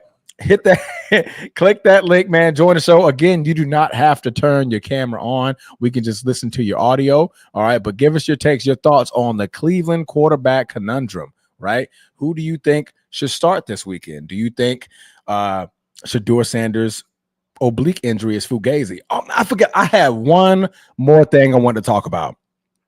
What is your thoughts on the Jalen Hurts conversation? I thought that was beautiful. I thought that was beautiful. Both of them wrapped it up in the golf cart for quite some time, had a conversation, Super Bowl champion. Jalen Hurts didn't win a Heisman, did he? No, he didn't win a Heisman, but of course, won at Alabama and things like that. What do you think of that conversation between him and Shedeur? That conversation is about forging a path. That conversation is about Jalen Hurts telling Shedeur to believe in himself. Yeah. Telling Shedeur to work hard, continue to work hard. Mm-hmm. You know what I'm saying? Keep your head high, keep your eyes on the prize, and focus on the game and making yourself better. All the distractions, all the noise, whatever the team is doing, you can't control any of that. All you could do is control your performance. You know how that, and you know how guys are. Yeah. You know how men are with the younger, with the YNs and whatever. It's always about soaking up the game. They're trying to give you game. Yeah. Especially a guy who's had success. You want to Won a Super Bowl. Yeah. Been there twice. And he doesn't have to tell him anything. He's a contemporary. He's a competitor. Yeah. He could literally say, what's up, and then that's it. They could walk away. But I think there's an element of the younger players. These other guys were that at one time, right? So they want to, give them some of the game. Yeah. No, man, I loved it, man. When I saw it, man, you can tell people around the league just respect what he's doing, respect what he's trying to do. And they know the pressure, what's on him from being who his father is. A lot of players disagree with how he was treated in the draft and everything that's going on. But I think, from a Super Bowl champion to come over there and have a conversation with you, a lengthy conversation in the midst of practice and everything going on, that was just beautiful, man. That's just beautiful football. That's just true, like, mentorship from a Jalen Hurts perspective, and seeing that, hey, bro, I had to fight through the ranks when I got to the NFL. They didn't think I should be a quarterback, right? They wanted me at different positions, but I stayed the course. I kept working hard, and when my number was called, I showed up and I showed out. And that's what you just did last preseason game, right? You would fourth on the depth chart. They had everybody above you, but when your number got called, you went out there and you showed out. 2 touchdowns, no picks. You look good in the pocket. You made some great passes, few mistakes, but that's going to come along with the game. Polish those up. And Jalen Hurts kid, you're going to be there. Jalen Hurts saw what Jimmy Haslam said. Yeah. Or heard what Jimmy, can you ask for anything less supportive than that, bro? Yeah. I didn't draft him. That wasn't my guy. That wasn't my guy. But let's go ahead, Rook. That's that family member. You're like, nah, we don't claim him. That's a cousin. He cousin Sonny. We don't claim him. He cousin by marriage. No. He just married into the family. That ain't bloodline. Let's welcome to the show, Bruce. What it do, stupid? What up? Oh man, how y'all feeling? Go ahead, Bruce. Go on this. The Browns organization will make a huge mistake if they don't start Shedeur Sanders. During the season or during week 2? No, from the start. From the start of the season. Yes, it's a new era. Joe Flacco had his time. Kenny Pickett had his chance. He already proved that he's a serviceable backup. Dylan Gabriel, Shedeur just a little bit better in him. Not saying Gabriel trash now. You put up big numbers in college. I'm not gonna trash him like that. But from what I'm hearing and from what I'm seeing, Shedeur is just a little bit better than him. It's really no quarterback conundrum. It's just a simple decision. Start Shedeur. We got to move forward, man. Flacco had his time. Kenny Pickett had his chance. And out of Shedeur and Gabriel, I'm going with Shedeur every time. He proved to me his demeanor, his body language, that first preseason game last week, he proved to me that he's ready. Even though it's just the first preseason game, this is his character on the field, everything, how he talking to the refs, he communicating with his teammates, everybody laughing and smiling, everybody happy for him. It's just contagious. The Browns will make a huge mistake by not starting him. He's the future, and they're going to bring you a lot of money. And isn't the NFL a business as well? Yeah. This is a business decision as well now. Come on now. This is a business decision. He got Shedeur. I mean, he's a star already. He's not no superstar. He's a star amongst the culture. Everybody cheering for him. Folks like celebrities, entertainment. You got Jamie Foxx. You got everybody, a camera. But the most important who should not be named. Don't say it. No. The most important person who should be supporting him doesn't, and that is the Browns owner. Oh, okay. Whew. Well, the Browns owner will be a damn fool. Yeah, that's true. He said what he said. But hey, the guy Barry picked him, and he believed in him, and I truly believe the Browns organization will make a huge mistake by not starting him. I don't care what the owner think. He might not.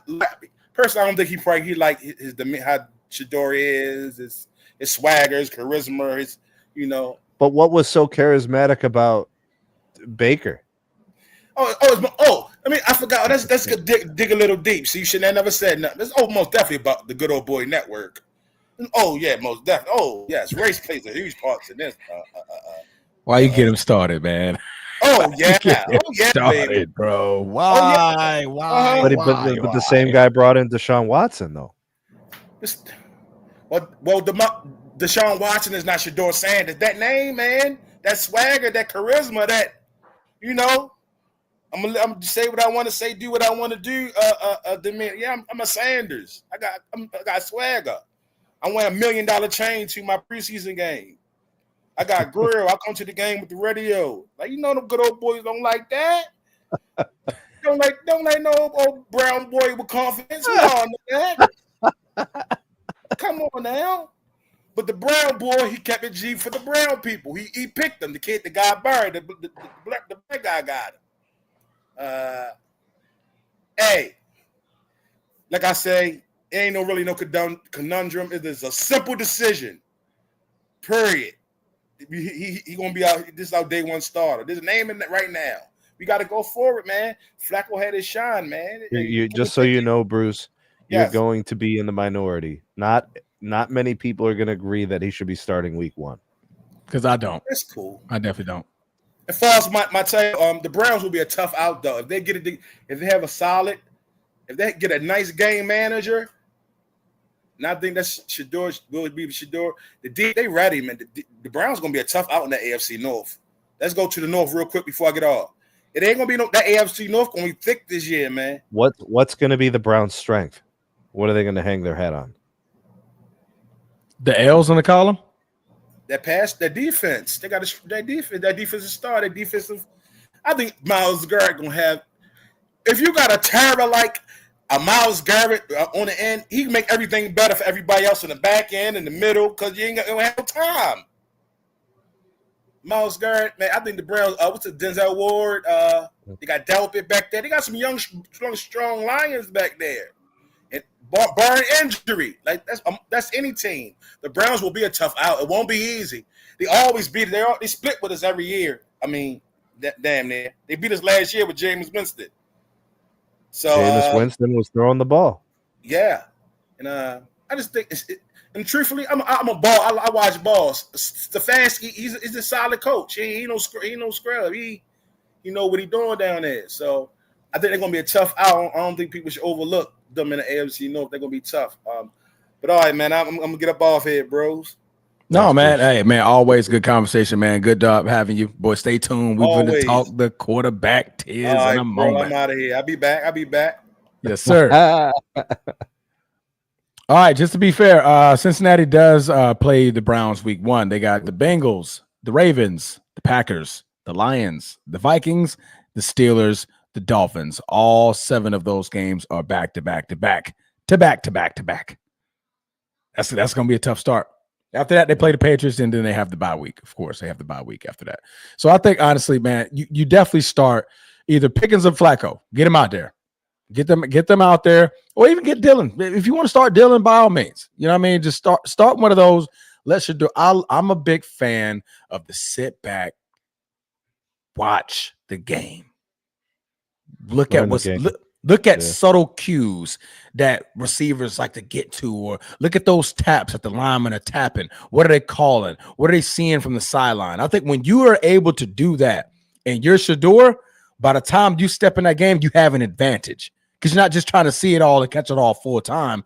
And you're like, okay, real time. And now you're shocked and you're trying to make a, decision. I mean, I said this last show, Bruce. It's not because I'm a Green Bay fan. I'm not saying you got to sit the guy for 3 years. That's our thing. We sit quarterbacks for 2 to 3 seasons. No, I'm saying at least until the bye week. I think me and Snead had this conversation last week. This past Sunday.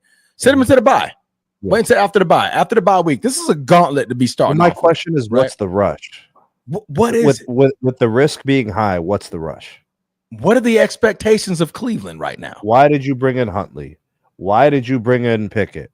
Why do you bring in Flacco? It's literally so you don't start Shador week 1. Exactly.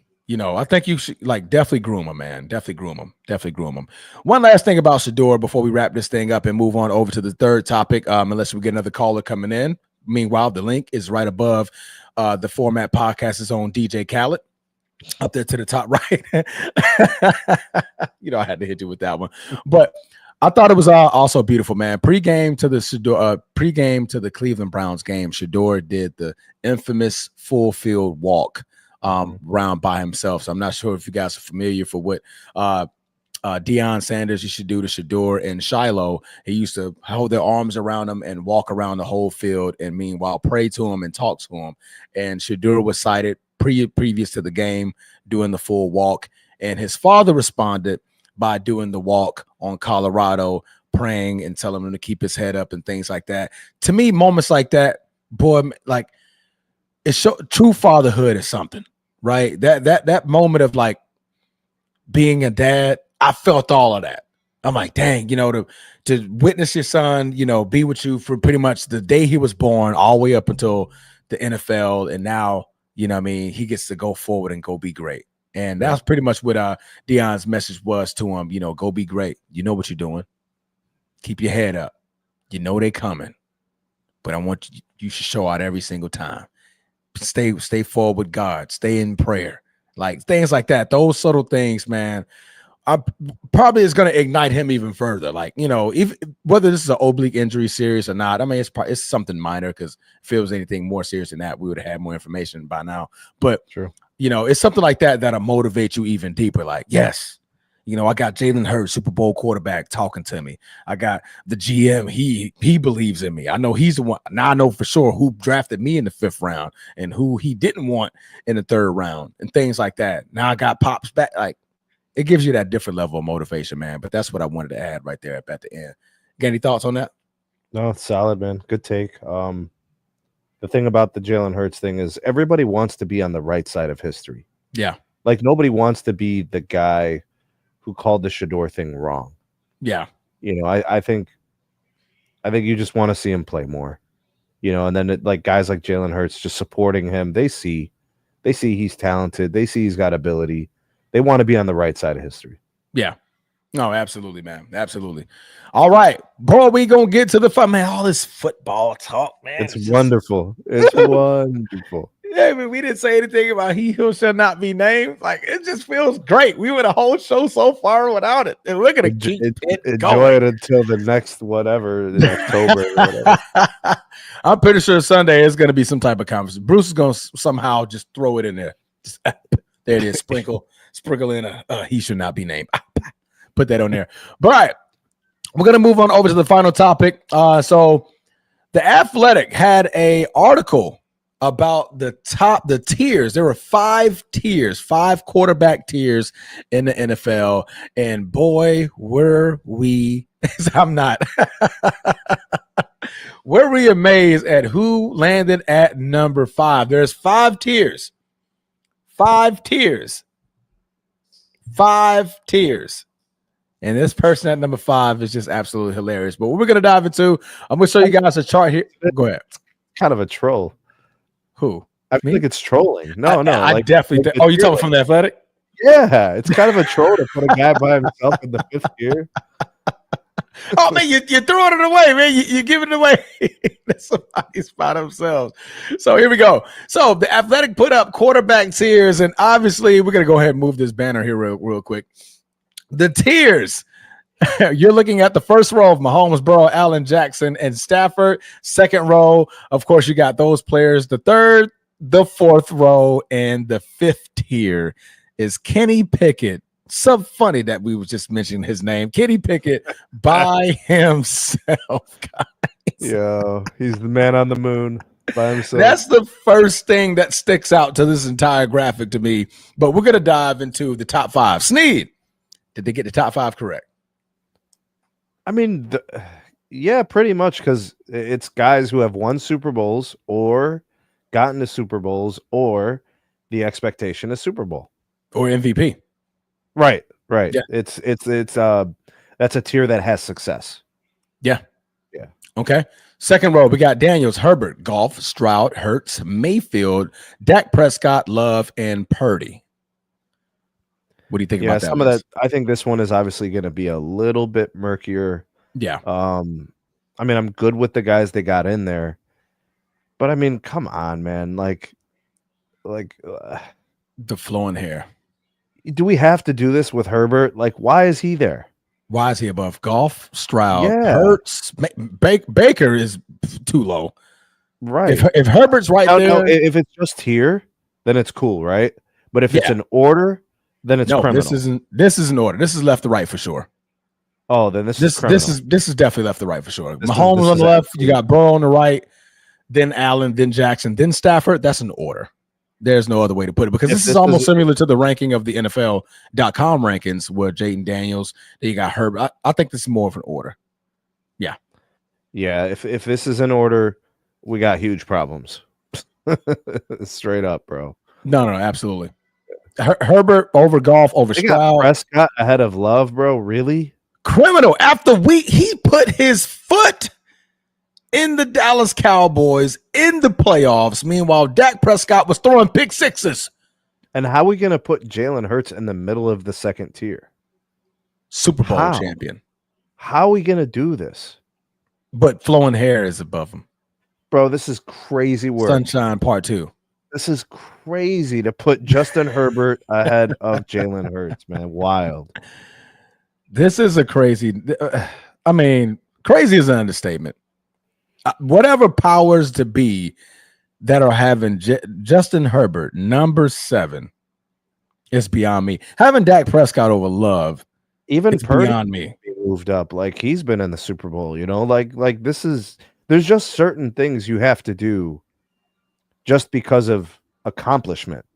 Yeah, like they've gotten to this point, they've done this, they've gotten to this level. Like, how do we put these other guys in front of them that haven't done any of that? Yeah. Especially if you've done something twice or 3 times or something like that. You know what I mean? Hurts has been to the Super Bowl twice. NFC championships, AFC championships, correct. Super Bowl visits, Super Bowl wins. All that's in that second tier, but yet they got the order all messed up. That's actually the worst part about this tier list. The second tier is just all out of order. I'm sorry. I'm sorry. I'm not putting Jalen Hurts behind CJ Stroud. I just can't. I like CJ Stroud. Yeah, won a couple playoff games, had a good first rookie season. If I'm putting Justin Herbert in that tier, he has to be the last one. The last on the second tier. He has to be. Gotcha. Or Dak. It's you pick. Dak right now, I mean, well, granted, he was hurt last year, so not much to see from him last year. But what has he accomplished? Exactly. That's where I was going with. Fresh out of the NFC Championship game. Dallas hasn't been in the NFC Championship game in 30 years. NFC Championship game. Yeah. Jalen Hurts is Super Bowl winning. Baker is a playoff quarterback. Purdy is a Super Bowl representative. Like, why are these guys over there? Yeah. Herbert got a negative touchdown interception ratio in the playoffs. And Herbert needs to be the last one in this tier or taken out of the tier completely. He's the only person on this list without a playoff win. Let's look at tier 3 and see if we could find some quarterbacks better than Justin Herbert. Okay, let's go with it. Tier 3, we got Murray, Rodgers, Tagovailoa, Lawrence. Oh, there goes the other sunshine cat right there. Flowing hair. That's the ranking that he should be at. It should be Herbert, Lawrence, Smith. Geno Smith, excuse me. Bo Nix, Sam Darnold, Drake May, Caleb Williams. I almost said Vince Young, Bryce Young, and Kirk Cousins. I don't know why Vince Young was running through my brain at that moment. You could probably make an argument that Kyler Murray and how did Geno Smith do last year? He did great. Okay, he had one comeback player of the year. I think he had Pro Bowl appearance. I feel like you can make an argument for Kyler Murray and Geno Smith being better than Justin Herbert. Yeah, I'm not going to be mad at that. Yeah, I think those two actually you could have a argument that stands. The rest of the guys would all be a stretch, but I'd entertain it. How did Geno do in the playoffs last? They made the playoffs last year, didn't they? Uh, I think they did make the playoffs last year. Last year, he threw for 4,300 yards, 21 touchdowns, 15 interceptions. It's quite high, but I believe he got comeback player of the year, if not the year prior to that. dude, Ed Dog's pissed about what I said about these quarterbacks in tier 3. You cannot make an argument. When we open up the lines, bro, you jump in. No, absolutely. Speaking of this third list, what sticks out to you that shouldn't possibly be there? I think that one's fine. You think that one's fine? That one, I mean, because once you get into this territory, you're less likely to have the outlier where someone is overranked or underranked. Okay. If it's going to happen, it's going to happen in the first 2 tiers. Gotcha. What did you see from Bryce Young last year to make him be on the level of these guys right here? I am concerned for his well-being. I'm legitimately concerned about his health. I don't know how he's finding it. He's tough. He's finding a way to survive week to week. It's crazy to me. I don't know how he does it. So do you think he played better than Russell Wilson and Justin Fields last season? Probably. Okay. Russell Wilson's a bum. Oh, Mr. Simp is what you call him? Yeah, he's terrible. He's not good. He's not good. I mean, at least some of the other guys you could say, well, they're young, so there's upside, but I mean, Russell's downside. Yeah. If you put any expectations on Russell Wilson, he's going to underachieve. I have more expectations for a box of tissues to blow my nose. Wow, Russell Wilson. When Pittsburgh acquired Russell Wilson, I quietly celebrated. I'm like, okay, we got a chance to win some games this year against the Steelers. I had a little belief in him. I'm not gonna lie to you. I had a little belief in him. Why? The Steelers, not him, but the Steelers, because I think they just needed a competent quarterback. What did you see in Denver I mean, you're multiple years removed from Denver. What did you see in Denver that was even worth a damn? That he didn't like his coach didn't even want him there. What does that tell you? Could tell you a couple of things, Sneed. I'm not gonna lie to you. But you get what I'm saying? That means that if the coach wants you out and gone, he's saying the juice isn't worth the squeeze. He doesn't fit the system anywhere. He's not good anymore. And obviously he showed that. What was it against the Ravens where he had that scramble and got clocked by the safety trying to get into the end zone? Was that the Ravens game? He's never been fast. Yeah. At a time he was instinctively effective. So he'd get going quickly out of the pocket, moving, which good decision making gets you somewhere in the league. Once the athleticism was completely sapped, he was getting caught from behind. He was getting busted up, bro. It was bad. Yeah.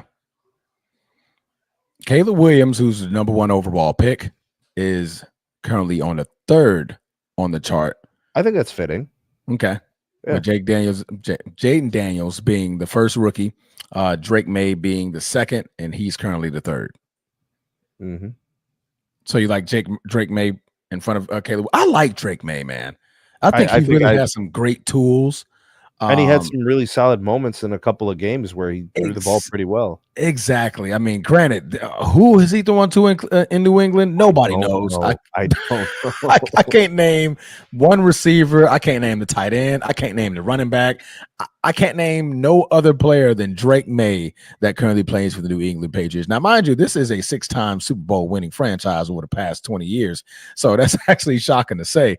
But even with what he had, I did see some very, very bright moments from Drake May. I like his caliber of his decision making, the way he can also move with his legs.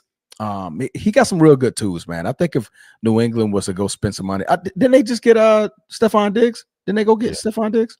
Is he healthy? He should be. He's had a couple of pretty bad injuries in his career recently, the last few years. Yeah. That's a good question. Stephon Diggs, is he healthy? That's another guy you might want to ask the question, is the juice worth the squeeze?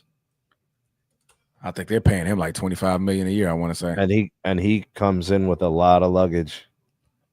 He's always disgruntled. He's never happy.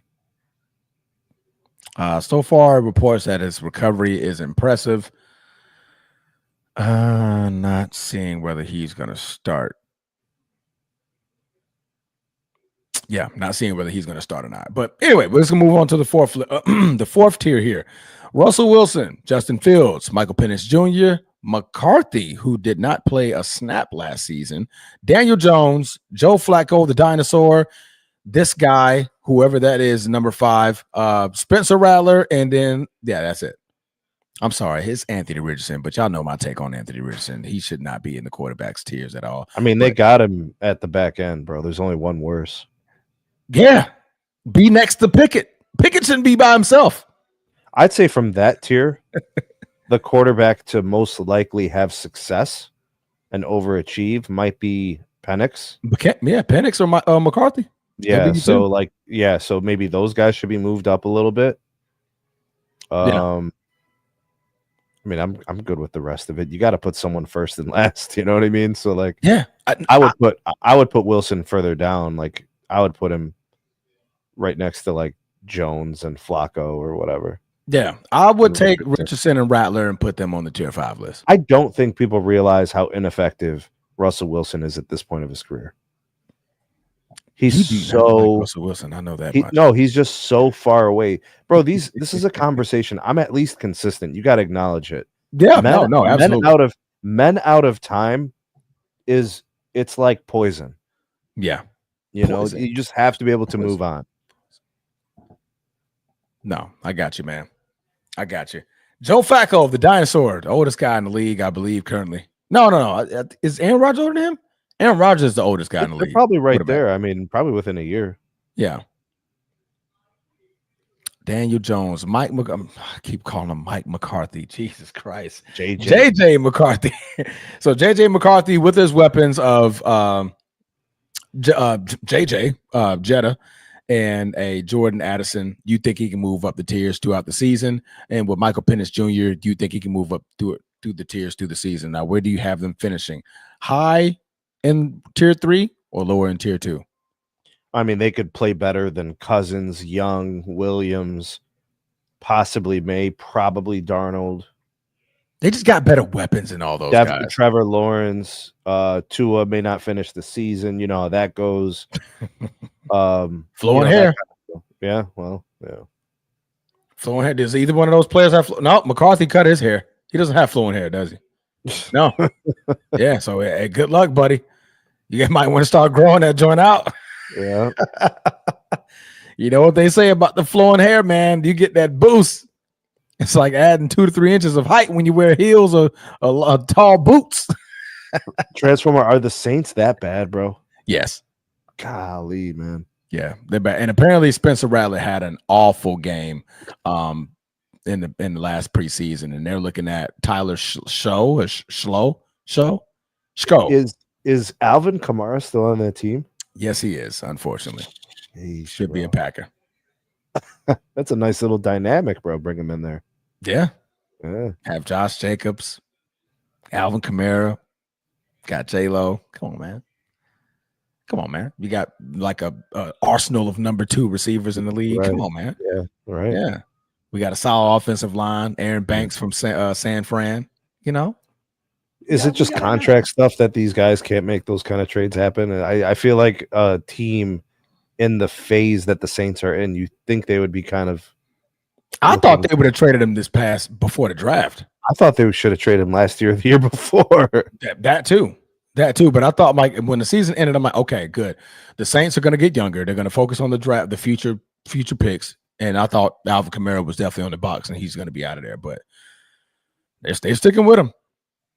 I believe he's probably one of the oldest guys on the roster. I think he's like 29, maybe. And for a running back, you start counting your years at that time. Yeah, because by the time you get to 30, it's all downhill. Unless you're Derrick Henry, and for some odd reason, it's uphill. See ya. But Derrick Henry's still giving you 1,000 yards like it's clockwork. Yeah. That's what I'm saying. Unless you're King Henry, that boy's going uphill. What is he still averaging 5 yards a carry? Who? Kamara? Henry? I got something around there. Yeah. Probably not as much. Let me see.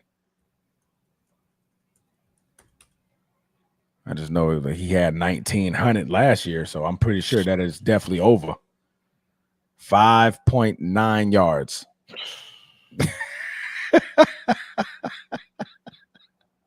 That's actually his career high.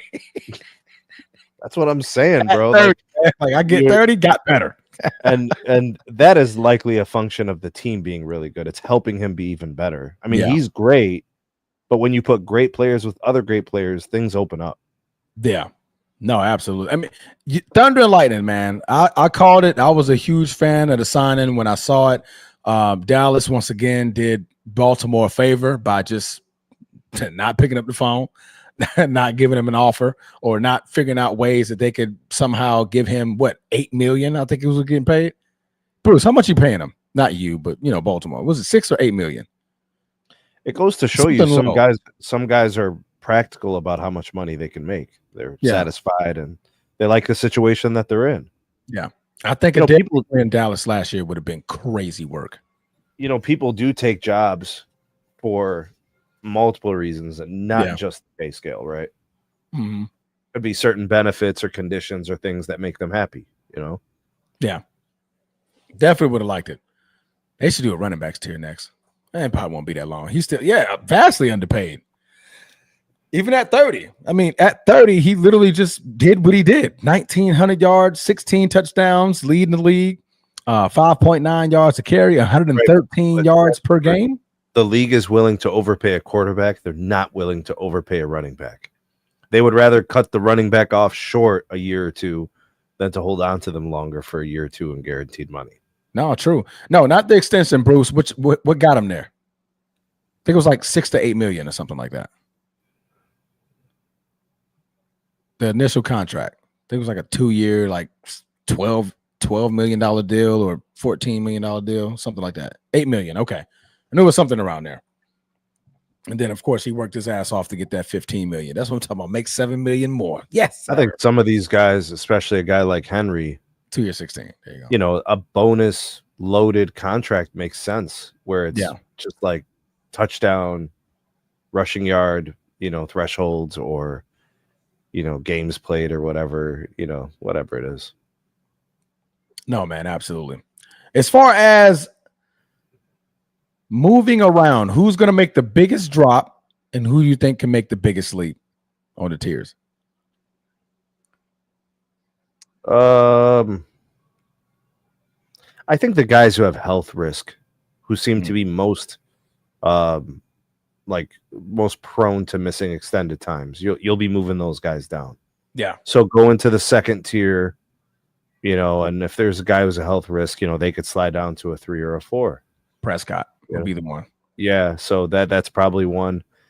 I don't know, man. I saw Matt Stafford in tier 1.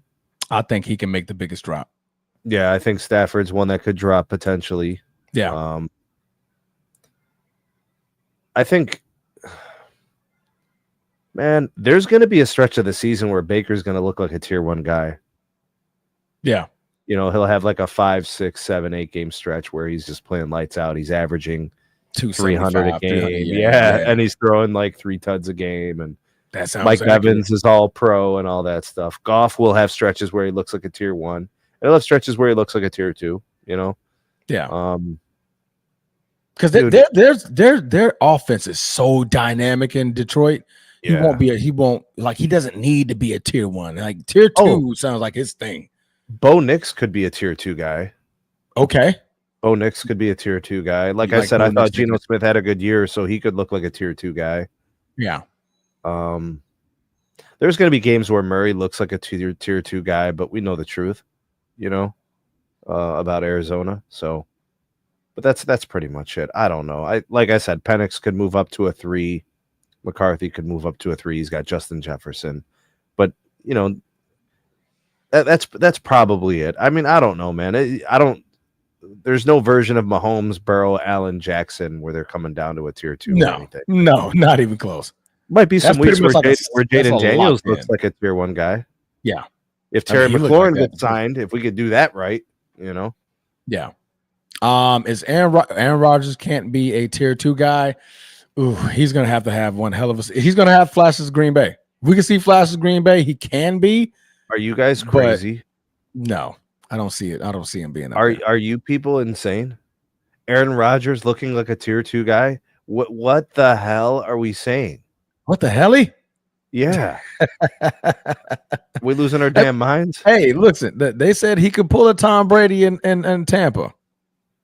He can't pull a Tom Brady in Tampa? He ain't Tom Brady. He's Aaron Rodgers. That's great.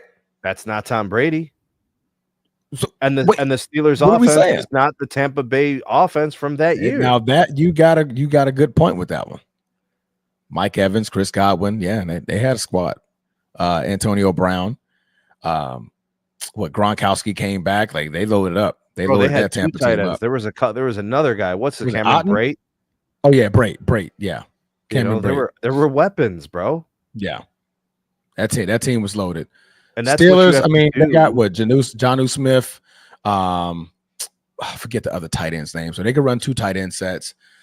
To me, I'm gonna be very, very curious on this wide receiver fit. DK and Rodgers, like Rodgers likes route runner guys. DK like might be the cut route runner guys. DK might be one of the most overrated receivers in the league. Like when it comes to just achieving as a receiver, I'm not talking about the physical abilities, but just like the buzz and the legend of what he should be are not connected to like actual accomplishments. So he's gonna have to produce. Yeah, for me to get. What does that look like? What does that look like? What do you mean produce? 100 catches, 1,000 plus. 10 TDs. Ain't that what he's averaging now? Right, but he's got to do that with an older quarterback. Okay. Right, so that makes it, I think, a little bit more challenging. So if he overachieves 12, 13 tuds, 1,300 yards, 110, 115 receptions. I mean, we don't really know what that offense is going to look like. If it ends up being more prolific than we know from a passing standpoint, then I think he can overachieve, and so can Rodgers, and make myself look stupid. I just don't expect it. Yeah. Especially in a division where you're playing the Ravens twice, the Browns twice. You have the strength in the secondary of all these teams. Okay. Last 2 seasons, Dak Prescott, DK Metcalf has averaged 66 receptions. With 2 years ago, 1,100 yards. Last year, he was 8 short of 1,000-yard season, but he also missed. Why wasn't he starting? Was he hurt last year? Says he played 15 games, but he only started in 12. Why was he coming off the bench? Yeah, I don't know why. It says 15 and 12. I'm pretty sure he wasn't benched for no damn body. But either way, 108 targets, 66 receptions, 992 yards, 15 yards per route, 5 TDs. He has yet to have double-digit touchdowns since his 2021 season. So he's a big play threat, but he doesn't even have the TDs to match it. Yeah. He's like the opposite of Chris Carter. Yeah. So you say no tier 2. Now, I think we can have some games where he was tier 2. Like we're going to have those flashbacks. It's going to be on a trash team. Like he's not doing that on any team that matters. But what if he does? Would you then? I'll be shocked. I'll be shocked. I will be shocked. And I'll also admit I'm wrong. I have no problem doing that. What's the Steelers' schedule? I know they have a tough slate too. I know they have a very, very tough slate. Let's see. They start off the season, the Jets, okay. Seahawks, Patriots. I thought they had a tough. It's not that tough so far. Minnesota, Browns, Bengals, Packers. I think the Packers game, that's going to be very, very interesting. The return to playing your former team. I think that's going to be a lot of adrenaline. Week 1 is going to be a lot of adrenaline, seeing that he just left there, wanting to put on a show. If he can come out 275, 3 touchdowns, that's solid. Listen, there's risk with DK Metcalf and Aaron Rodgers, and what I mean is, if DK Metcalf is averaging 5-6 targets a game, 2-3 catches a game for 30 yards, for 35, 40 yards. That's like bad. this is not going to go well. Like it's No. going to get ugly. And he's going to blame Aaron Rodgers, and Aaron's gonna blame him. yeah. What you blame Aaron for? Aaron like, And you they just can ain't that go- good. And they can go 3-1 in that first month. Yeah, they can. With DK Metcalf averaging 40 yards a game on 3 catches a game. Yeah. Who's the running back? They drafted a running back out of Iowa, the kid out of Iowa. They moved on from what's his name? Najee Harris is in Los Angeles. Yeah, Yeah. I think he's a Charger now. Uh-huh. Yeah, I want to say. But no, man, that's interesting, man. What we're gonna do, man, we're gonna open up the lines here. Give us your thoughts on the quarterback tiers from The Athletic. It is your time to shine. It is your time to give your thoughts. The link is right over there, right above the show's Elvis. Oh, man, just like that. All right, Ed Dog. What it do, baby? What up, man? What it do, family? What it doing? How's it going on in the chat, man? How's it doing, bro? All right, Bruce, man, get better, bro. Hey, boy, you messing with them Frenchies, but anyway, let's move on. So, that's a wild boy. He was a wild boy. Said, Bubba, what it do, man? We're gonna have to hit Brooks later on tonight when I get out of work. Anyway. Now, Sneed, my guy, you was calling me out. I mean, what's up? I'm here. I'm here. Was it which quarterback tier was it? Which quarterback? Okay, let's okay, because I don't know if you can post it while I'm on, because I can't look at it while. It's right here. Okay, let's start with let's start with the third tier. Mm-hmm. I want to start with the third tier. Let me start at the bottom tier. Now hold on. Now, who made this list? Let me say that first. The Athletic. It was Mike Sandos. It was a panel of surveys of 50 NFL industry experts. Okay. I thought it was coaches, but they said industry experts. I thought it had some coaches in there, but so they're basically the analysts or whatever. Yeah. Okay, now Pickett, man, what you did with us in Pittsburgh, man, you right where you at, B. Penix. Now, Penix, I can say Penix, man, he should be in front of what Russell Wilson. Right. I say that. I give you that one. Now, Kirk Cousins. Now, are they projecting about next season or doing their careers? Because I think Kirk Current Cousins rankings, should be. I think. Current rankings. Okay, then that's the case. Then Kirk Cousins should be in front of Murray. Oh wow. Okay. All right. Aaron Rodgers, look, man. I heard when y'all talk about Aaron Rodgers and DK. I think DK ain't gonna flip out. Hey, he got his money. He wanted to get paid. Yeah, I get, what I'm saying, get his numbers and all that, but he wanted to get paid. Let's just keep DK wanted to get paid. Okay, real quick, I wanted to clear the air. Mike Sandos, this was 50 anonymous NFL executives and coaches. So there were coaches involved in making this list. So it's basically GMs and coaches. Probably. And Bruce is updating us by saying it's based on what we last saw. So last year. Okay, well, so if it's based on what we saw, JJ McCarthy shouldn't even be on the list. Well, you got to put him in somewhere because he's playing this year. And Sam Darnold should be higher than if it's based off of last year. Yeah, I would. Sadly, I would agree.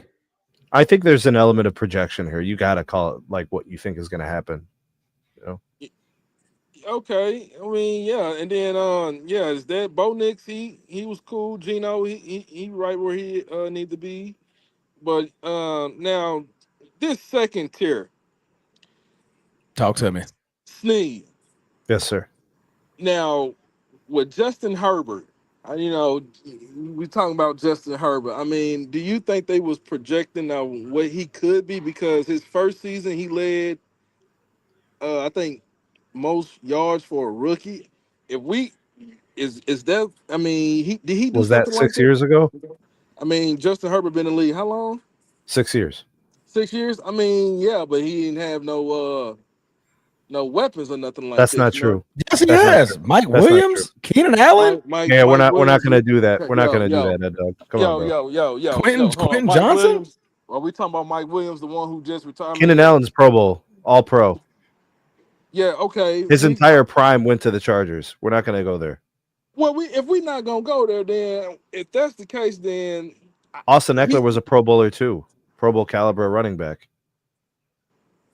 yeah, I not understand that, but I mean, what's wrong I with mean, the unless you're going to tell me the defense was so bad that that's the reason Herbert lost, which I just don't believe because I saw games. okay. So if we gonna base it off of, if you gonna base that off of playoffs, then apparently, then we gotta look at Lamar Jackson also. Then if we gonna just base it off of It's not just about the playoffs. What I'm saying is when Herbert has been asked to provide huge performances in big time moments, he doesn't provide. And also, Daniels Lamar provided, Jackson is an MVP. Goff provided, Stroud provided, Hertz provided, Mayfield provided. Okay, All Aaron these guys Rodgers in is that the second MVP tier, too. Purdy, there's Aaron Rodgers moments. the MVP also. So what are you No, saying? not a current MVP. No, but you just saying you just saying MVP though. So I just put more to it. But He's in the MVP race, meaning he's either first or second in the MVP. That's why he's up there. Last year, he could have been arguably the MVP. The previous year, he was the MVP. Aaron Rodgers ain't been MVP in like 5 years. I would say that based on glory, like glorification of players, Justin Herbert is the biggest underachievement based on glorification of players. On this list, he's been under at all these quarterbacks. He's underachieved. I'm not Yes. even a Chargers Achieved in fan. golf, Stroud, Hurts, Mayfield, hell, Jordan Love. Yes, he's underachieved compared to those guys. All the guys in the second tier have had seasons where they overachieved. Herbert has only underachieved in a bulk majority of his NFL seasons. Well then let me ask you this: do you think Brock Purdy should be in front of Herbert? I will give you that. So should Jordan Love. Jordan Love. So should Mayfield. So Okay, should the Super Bowl winning Jalen Hurts. Okay, what about? Yeah, I was gonna say I was gonna wait to get the Hurts. What about Dak then?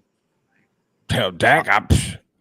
I mean, I said that. They could be next to each other. I said that earlier. I said you pick where you put Prescott and Herbert, but everybody else is going in front of both of those guys. Yeah, they could be next to each other for sure. Yeah, okay, I would give you that, but yeah, I think Jordan Love and Purdy. Yeah, now with Jaden Daniels, I mean, look, I get it. It's just like with CJ Stroud, let's just see how he's gonna do on his sophomore year. He had a good rookie season. Do you think he belongs in the second tier? God, man, he's already done more than most of the guys in tier 3. I tell you what, he belongs in the second tier, but I would replace Purdy, and I'll put Purdy in front of him. I mean, I'd put Hurts in front of him. I would put Purdy right. Yeah, that's what I'm saying. I would put them guys in front of him. Yeah, absolutely. Because he only, rookie season. I mean, look, that's what it is. Now, the first tier, look, bro, I don't see how Stafford is number 5. I mean, So you want him in the second tier? I will put him in the second tier. Jalen Hurts should be in the first tier. Stafford did win a Super Bowl, sir. Okay. So like recently, not that long ago. Josh Allen and Joe Burrow didn't even win a Super Bowl, sir. Right, but they're like competing for it every year. Okay, then why then? So Joe Burrow should be in the second tier then. Why would Joe Burrow be in the second tier? Because if we going off of that, he been in the Super Bowl. He been in the Super Bowl. Okay, he did that, but also, what was that? Last year they had They always start off slow, 0-5. And they didn't even make the playoffs last year. I'm trying to figure out how Joe Burrow isn't a tier 1 quarterback.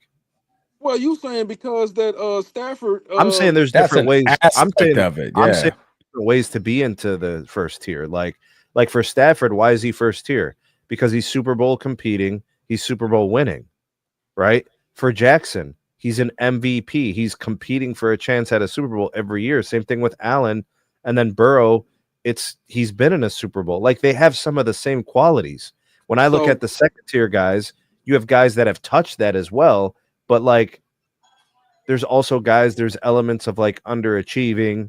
There's elements of overachieving in tier 2. Like Daniel's overachieved. So he's tier 2. You don't really like to put a young guy like that so high on a tier, but he did it. Jalen Hurts then? Do he belong? Jalen Hurts needs to be at the top of tier 2. So he should be in tier 1. You know what, bro? I'm okay with extending it to put Jalen Hurts as a tier 1 because he's so Okay, successful. so so let's just do top 5 then. You're fine with Mahomes, right? Of Being number course. 1. Okay. Would you put Josh Allen in front of Joe Burrow? Yeah, Somebody laughing, I'll huh? take Allen over Burrow. Okay, what about Lamar Jackson? You would take him over Joe Burrow. I would take Jackson over Burrow right now. Yeah. All right. Now between Stafford and Jalen Hurts, who would you put in that 5th spot? I'm gonna go with Hurts. Me too. That's what I'm saying. I would put him I'm in gonna go. that. I like Hurts, bro. I like Hurts more than most people do. I think. Yeah, I always and find myself kind of defending Jalen Hurts. I don't know why, but I feel like some people are very down on him. I think he's more a top 10 quarterback than outside of the top 10. You know, I don't know how people put him outside of the top 10. I think he's also a top 6 guy. I don't know how people put Herbert in front of him. That's This shit is besides crazy. me. This is what yeah. I'm Now I saying is would agree. Now, I would put Jalen Hurts in front of Justin Herbert automatically. Yes, Hurts would probably be in the last of that tier 2, but most definitely I'm just swapping Hurts and Stafford. I mean, even though they're gonna say Saquon Barkley was the reason they got over the but top, Hurts and Stafford are kind of similar in terms of where they're at and what they do in their for their team, right? It's like, you but know, he's they're like, winning. They're right, winners.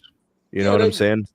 they winners, but But they're not doing what Jackson, Allen, Burrow, and Mahomes do night in and night out. no, You know, absolutely not. So those four, the first four, Mahomes, Burrow, Allen, and Jackson, absolutely those four. But I'm just swapping Hurts and Stafford. He should be number 5. I mean, yes, he and then absolutely, Stafford becomes a tier 2. yeah. Okay, Yeah, that's what I'm saying. I would swap them. Yeah, absolutely. That's why I say give me your top 5. And then Baker Mayfield, he belongs in but tier what I'm 2. saying though, Ed, is you don't have to have 5 guys in tier 1. You could have 6. If you're doing your tiers, you could have 6 in your tier 1, and you could just bring Hurts in there.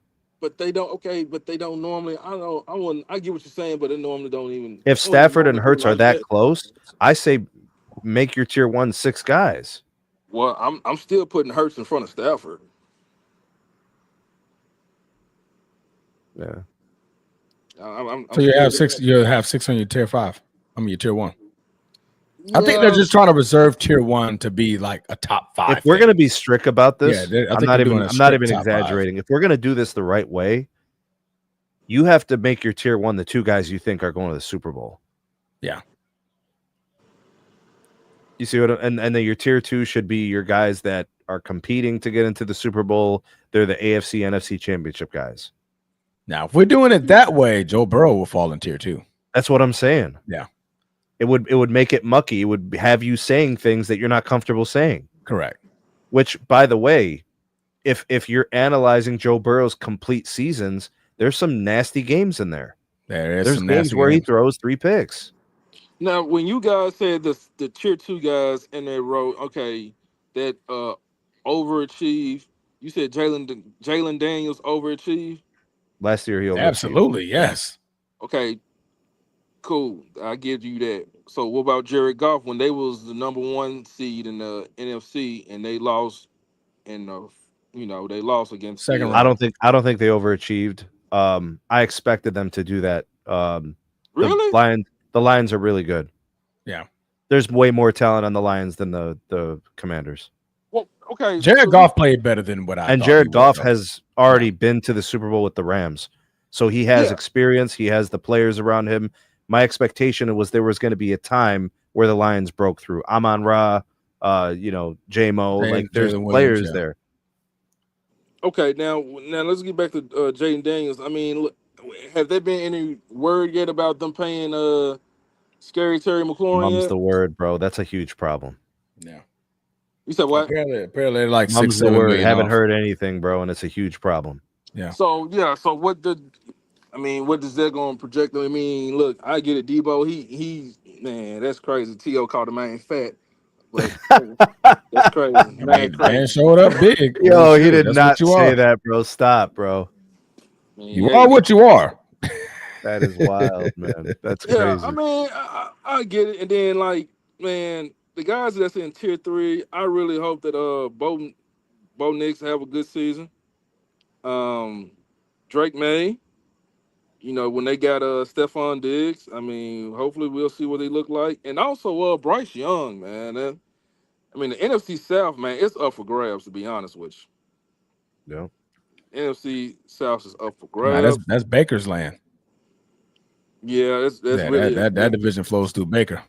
yeah, it's on the flow to back. I forgot about. Well, he's in what, tier 2? Yeah, Mm-hmm. he's in tier 2, and He's better than yeah. Herbert. Okay, so with the bottom, what's that, tier 4? Do you think Penix next season should get at least up to tier Yeah, I 3? definitely think it's possible. I think he's one of the guys that's most likely to move up to a tier 3 Yeah, out of the tier 4 Okay. guys. Okay, he Penix should. and JJ McCarthy for me, because McCarthy has a lot of weapons to make him look good early. Okay, and Tyler Murray, man, I don't know, man. And he got the weapons over there too as well. But yeah, my biggest thing is really, you know what I'm saying, I don't have no problem with Herbert. He's He too should be. boomer bust. You know what I'm saying, Ed? Yeah. Kyler Murray. Yeah, Yeah. big play guy, but he has some awful stinkers. Tua's like Way that too too. often. Tua will throw for 400 yards in a game. Man, Tua don't know how to play when it's nice and sunny outside. He don't know how to play in lower than 50-degree weather. So I don't know, man. Hopefully he have a healthy season, man, with those concussions he be having. Yeah. Gino, I mean, he should he gonna be all right. I think Gino will be okay.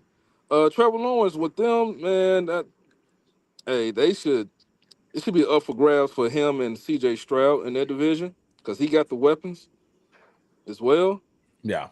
with him. And man, all I know is that with Aaron Rodgers, man, I looked on Twitter, I saw him throwing interceptions, and man, I'm like, man, okay, just training camp. It's training camp. Just training camp, man. I mean, hey, it's just He training might camp. be testing the waters or trying some throws, He Yeah, did that's what I'm that same saying, man. shit in That's what Green Bay. man, I'm chilling right now. I'm really chilling. I'm just chilling. He'll throw picks in practice, and then all of a sudden he'll come out and it's a 4-touchdown game, no interception. 4-touchdown game, bro. Yeah. No, I'm saying when he was in Green Bay, I'm saying he did that Okay. stuff. Yeah. Yeah, He man. could have I could see a 4-touchdown game in Man, hell no. From Aaron Rodgers? Oh, This okay. year? Now I think you're clowning him way too hard. This is Aaron. Partner left, champ. You clowning way too hard, man. Calm down with that. Clowning way too hard. I said clowning. I ain't say anything else. Okay. Clowning way too hard. That's not a bad one, bro. You're reaching. Stop reaching. Calm down. All right, let's go back to last year. Let's see how many times he threw for 4 TDs. But last year don't count. That was fresh off the Achilles injuries. We can't do that one. Okay, But I think he can. So you want me to go back to a 23? To where he had a 4-touchdown game. That's what you're looking at, right? I'm just saying, what's the likelihood of him throwing 4 touchdown games this season? All right, I'll take into account the fact that he has some decent weapons. I'm with Sneed B. I don't see it, man. I really can't see He had it. one. You're being 14 optimistic. last year. He had one. So Man, I'm like Bruce. He had a when he told 4-touchdown Lamar game Jackson, last man. year. he Yeah. had one 4-touchdown game last year against the Miami Dolphins in the last game of the year. The And that most was in the meaningless. cold. Okay, game. you Was that said game in the cold? possible likelihood. You Okay, didn't say but against who, but how, where. Here's what I'm saying, bro. He's advanced in his career. He did it one time last season, and then let's go back to the season before that, before the tear. Well, he was hurt. Yeah. Before the tear, he didn't have a 4-touchdown game. 2 years ago, before the tear, he didn't have one. This is what I'm trying to look tell at you. who bro. he had, though. He didn't have a Devontae Adams. He had Alan Lazard was his number one. Okay, so in Old 2022, Randall Cobb. Okay, so in 2022, he did not have any 4 TD games. He then tears his Achilles. Then he has one 4 TD game the following year. And how many 4 TD games is going to have this year, according to you? He could have one. That's not a Okay, stretch all right, of a thing. I'm not I saying would he's going to be- average it. I would be surprised if he had a 4-touchdown game this year. That's not hard to get, Sneed. Okay, that's why he did it once in 3 years. Bruce. That's I not mean, hard to I get. think you're 'Cause he did too it once hard in on 3 Aaron years. Rodgers, bro. Come on, bro. Why are we so disconnected from Because reality? he's still a great quarterback. He's not great anymore. Okay. The guy. How are you going to say a guy who's in tier 3 is a great quarterback? well, Because he's high on he's above the 15 list. Well, okay, but who has a better career in their tier 3 though, Steve? When it's all That's said not and done. what this is about, bro. I'm not here to disrespect Aaron Rodgers' career. I have a lot of respect for what he's done in his career. I'm just talking about this year. We have one 4 TD game last year. We have none in the previous 2 years, 1 year with an injury. So we're years removed from when we could actually expect a 4 touchdown game. But he just did it last year. One time. We just said 4 touchdown game. And how many 4 So that's touchdown and how many 4 touchdown games did he have in 2021, 5 years ago? 5 years ago, he had to have like 2 or 3. He had a few. He had 3. Yeah, 3. Okay. It's not. That was his MVP. That was his last MVP year, right? He won the MVP in 21? Yeah, either 2020 or 2021. I think it was 20 and 2021, wasn't it? Well, it could have been both. Yeah, it was back to back, whatever years Yeah, they he were. won back to back. Yeah, I think he had a back to back. Yeah, We're just so far away from that expectation. I don't expect him to have a 4 TD game, bro. I think you're way off on that one. I said it's possible. I'm not saying that it's it should be a 4 touchdown game is easier than you think. No, then why doesn't he have more of them? Because did you see the Jets in the last 10, 15, 20 years? If he's still capable of doing it, he would find a way to do it more often. This is how he's going to be able to do it in Pittsburgh. Pittsburgh is going to be able to give him the ball a whole lot more. Right? He's coming fresh off that Achilles injury. They say the second year is always the year that you really fully recovered. And he has a small chip on his shoulder.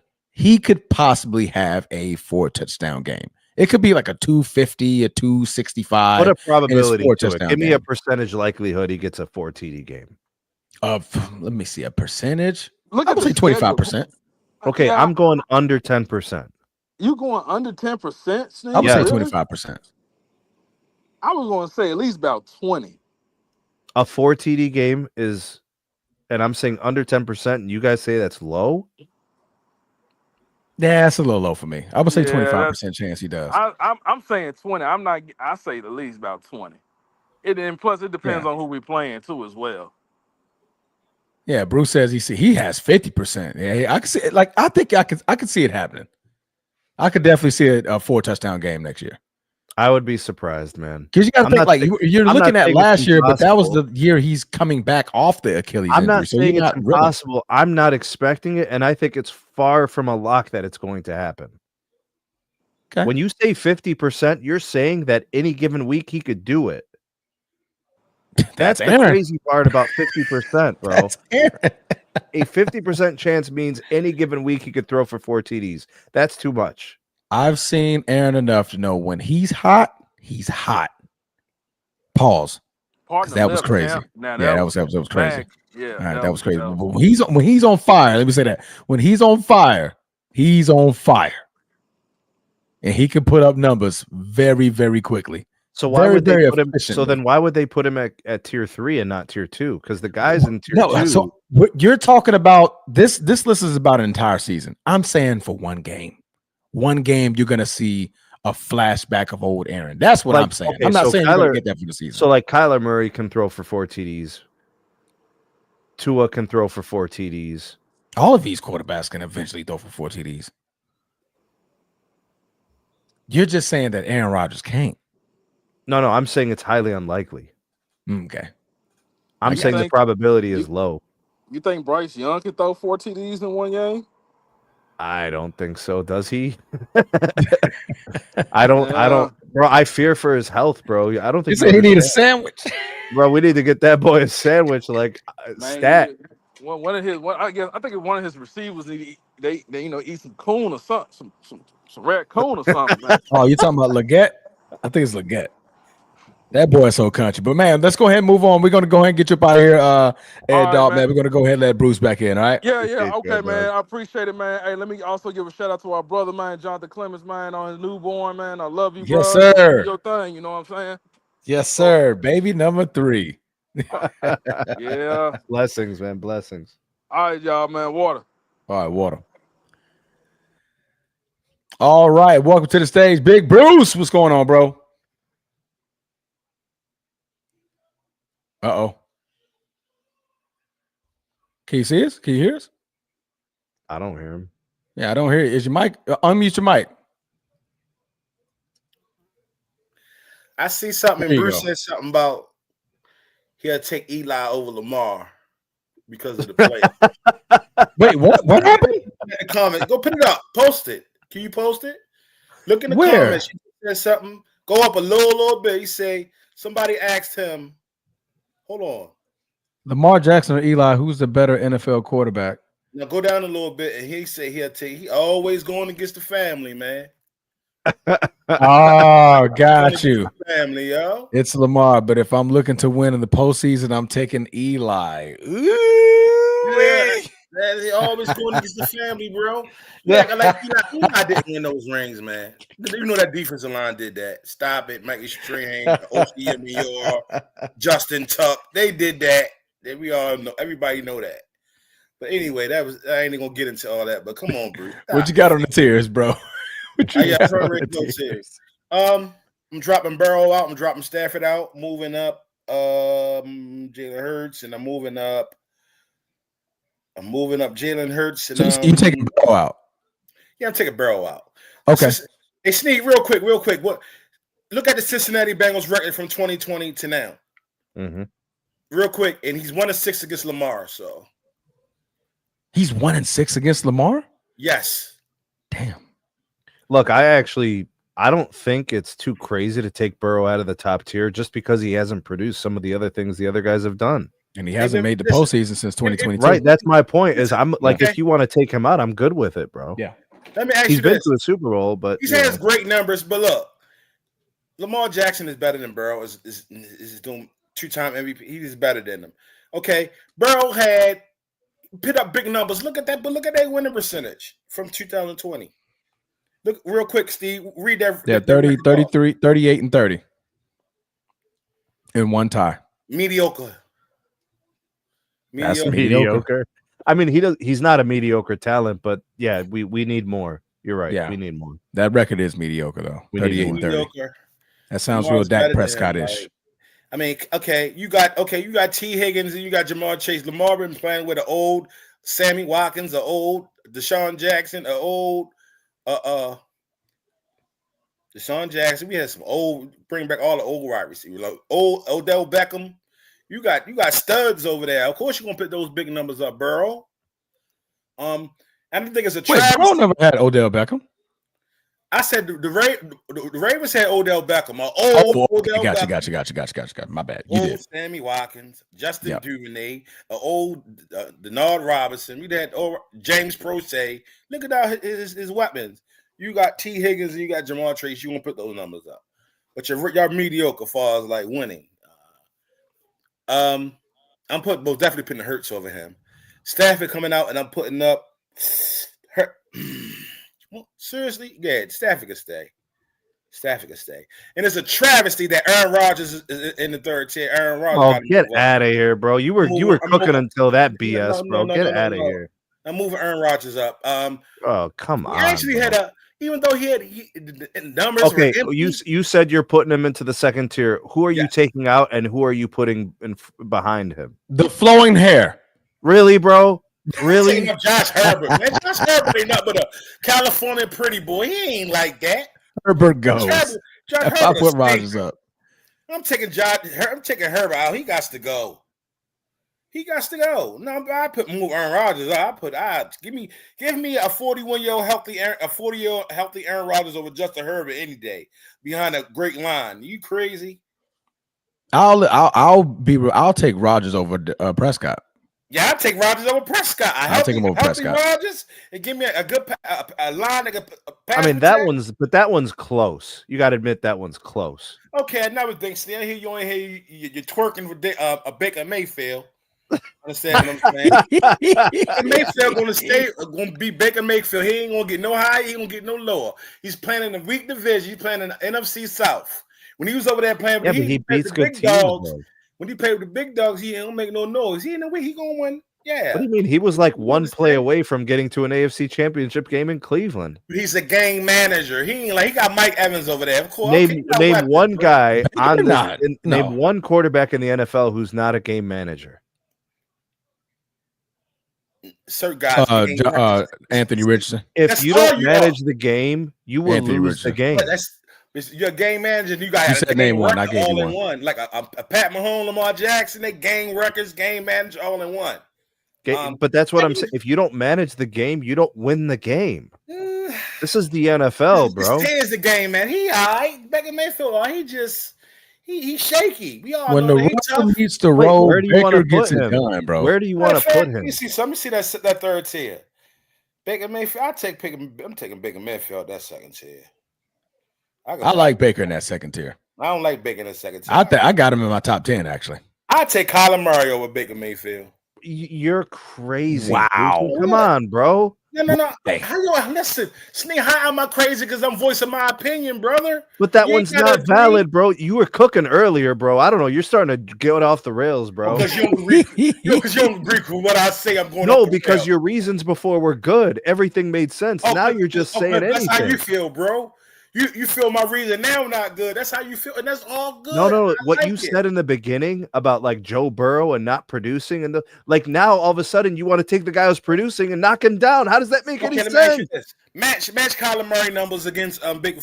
I'm already ahead of you. Kyler Murray last year, 21 touchdowns, 11 interceptions, 8-9 record. You want to know Baker's? Yes. 41 touchdowns, 16 interceptions, 10-7 record, made the playoffs.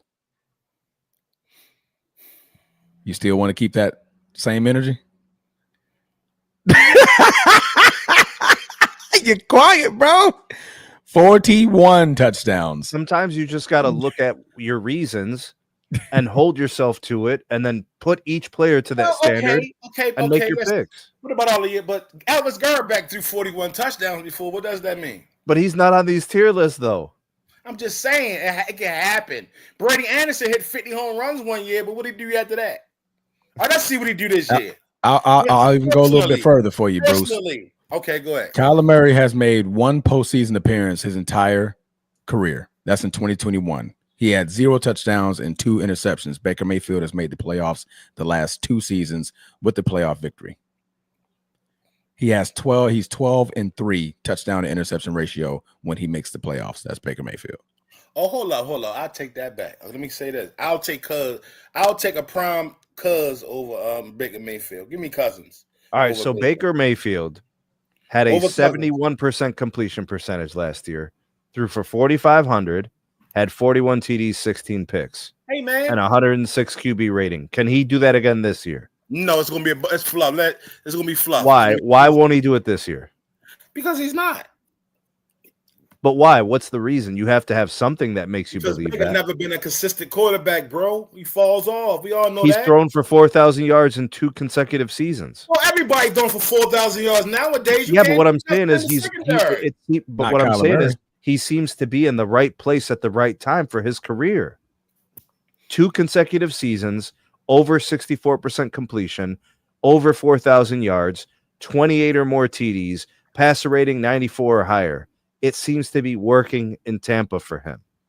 It seems to be. Let's see this year. That's him doing 3. So then that would be 3. If he does it this year, that's 3 consecutive years with the Bucks. But I put it like this, Steve. You talking about my take not good. I was cooking at first. I'm doing that bull on my stupid shit. Excuse my language. But hey, that's my opinion, Steve. You can't say but your opinion in the beginning had a certain logic and reasoning. Hey, Steve, now you're turning away from it. You're a Baker guy. Just to admit to it. Are you a Baker guy? I'm very much a Baker guy. Baker can play. You're going to be a little biased towards what I'm saying. No, Baker can play. Baker can ball, man. He's Baker touchdown maker for a reason. Baker guy. Listen, I'm a Baker guy. I'm a Jackson guy. I'm a Stafford guy.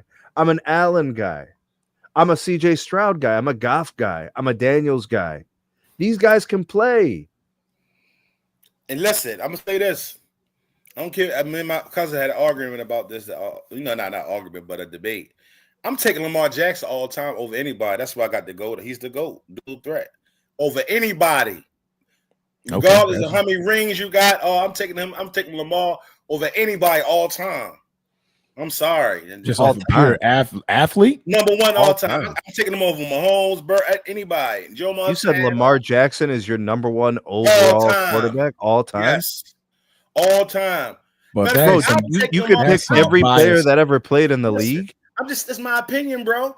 I'll take Lamar Jackson over Joe Flacco's one Super Bowl. Without Lamar got none right now. That's how much faith I got in him. I will take Lamar Jackson all time, dual threat, regular pocket quarterback, game manager. But he's not even the best dual threat ever. Who's the best dual threat ever? You better not say Michael Vick. I mean, Patrick Mahomes is a better dual threat. It's Patrick Mahomes. I said I'd take him over anybody. If I had the ultimate draft, and they said pick your lineup all time, I'm picking him over anybody. Frank Tarkenton, Joe Montana, Tom Brady. That's all I'm taking. Nice. Bruce, what if we reserve this conversation for if and when he wins a Super Bowl? I don't care nothing about no Super Bowl. Really, bro? I really don't. I care about it. I care about the Super Bowl. I'm talking about as how I feel personal. It's time coming. It's time coming, brother. It took John Elway 15 years to win the Super Bowl, bro. 15 years, bro. 15 years. Everybody not going to beat Tom Brady off the bat or Patrick Mahomes. That comes once every 10 decade. A player like that. It took Peyton Manning 11 years to win his first ring. Huh? If we talk about legends, how much time it took from them when they first ring. If we want to talk about rings. So Bruce, this is a conversation. Hold up. It took Jordan 9 years to win his first ring. 8 years to win his first. Yeah, but I'm with you. I'm just saying when and if that happens, then I think the conversation's appropriate for him to be your all-time quarterback. I don't think it's time. How I feel personally, Steve. That's you. How you gonna do that? You've seen too much. You're not going to persuade me to go with what you saying. How you going to no. If I had a draft and I had a quarterback to pick all time, drafting Lamar Jackson. That's what I'm going with. Prime Lamar. I'm going. Let's give it to me. His time coming, baby. He gonna get the Lamar. He's coming.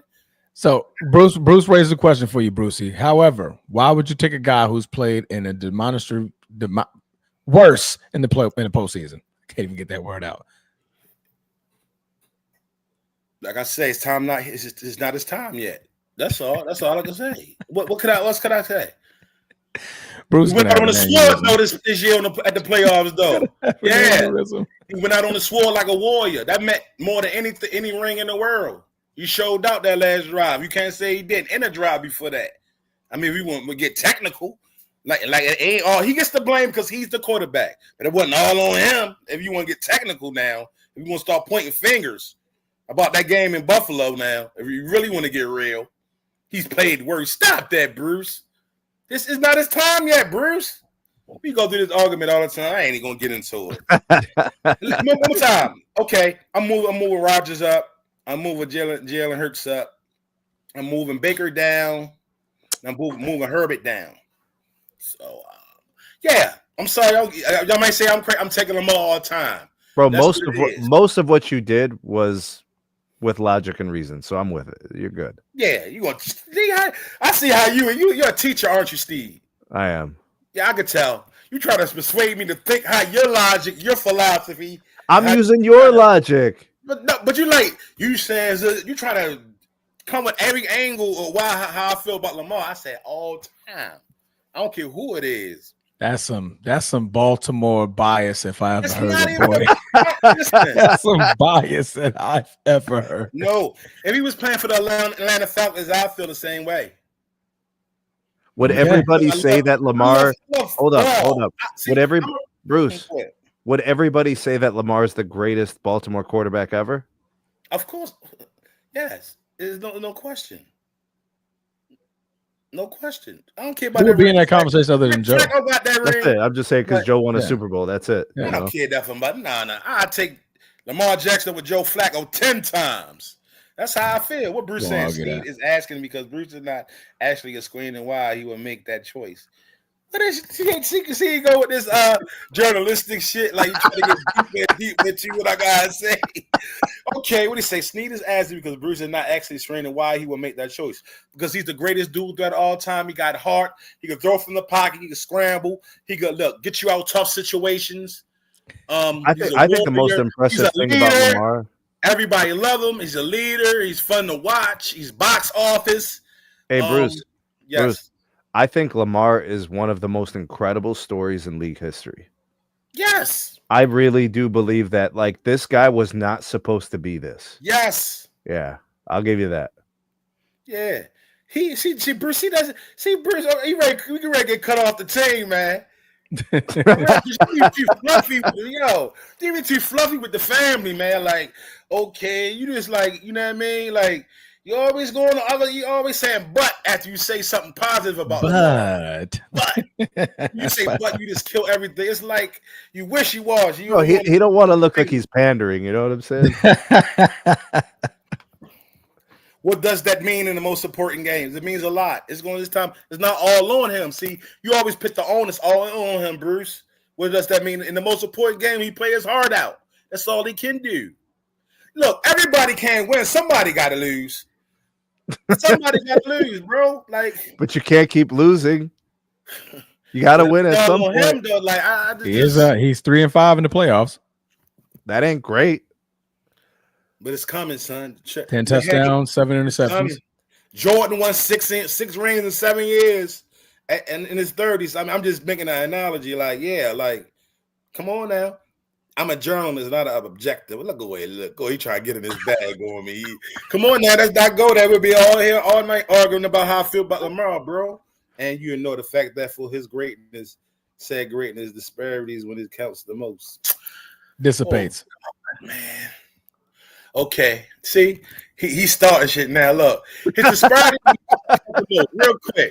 Okay, that's why we need Bruce back, man. We need Bruce back. Yeah. This would be getting crazy. So Mark Andrews don't get no blame for that game in Buffalo, Bruce.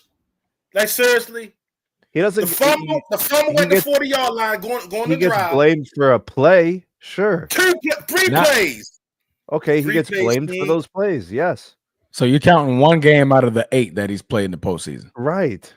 Okay, 1 game out of 8, so that's 1 and 7. Game.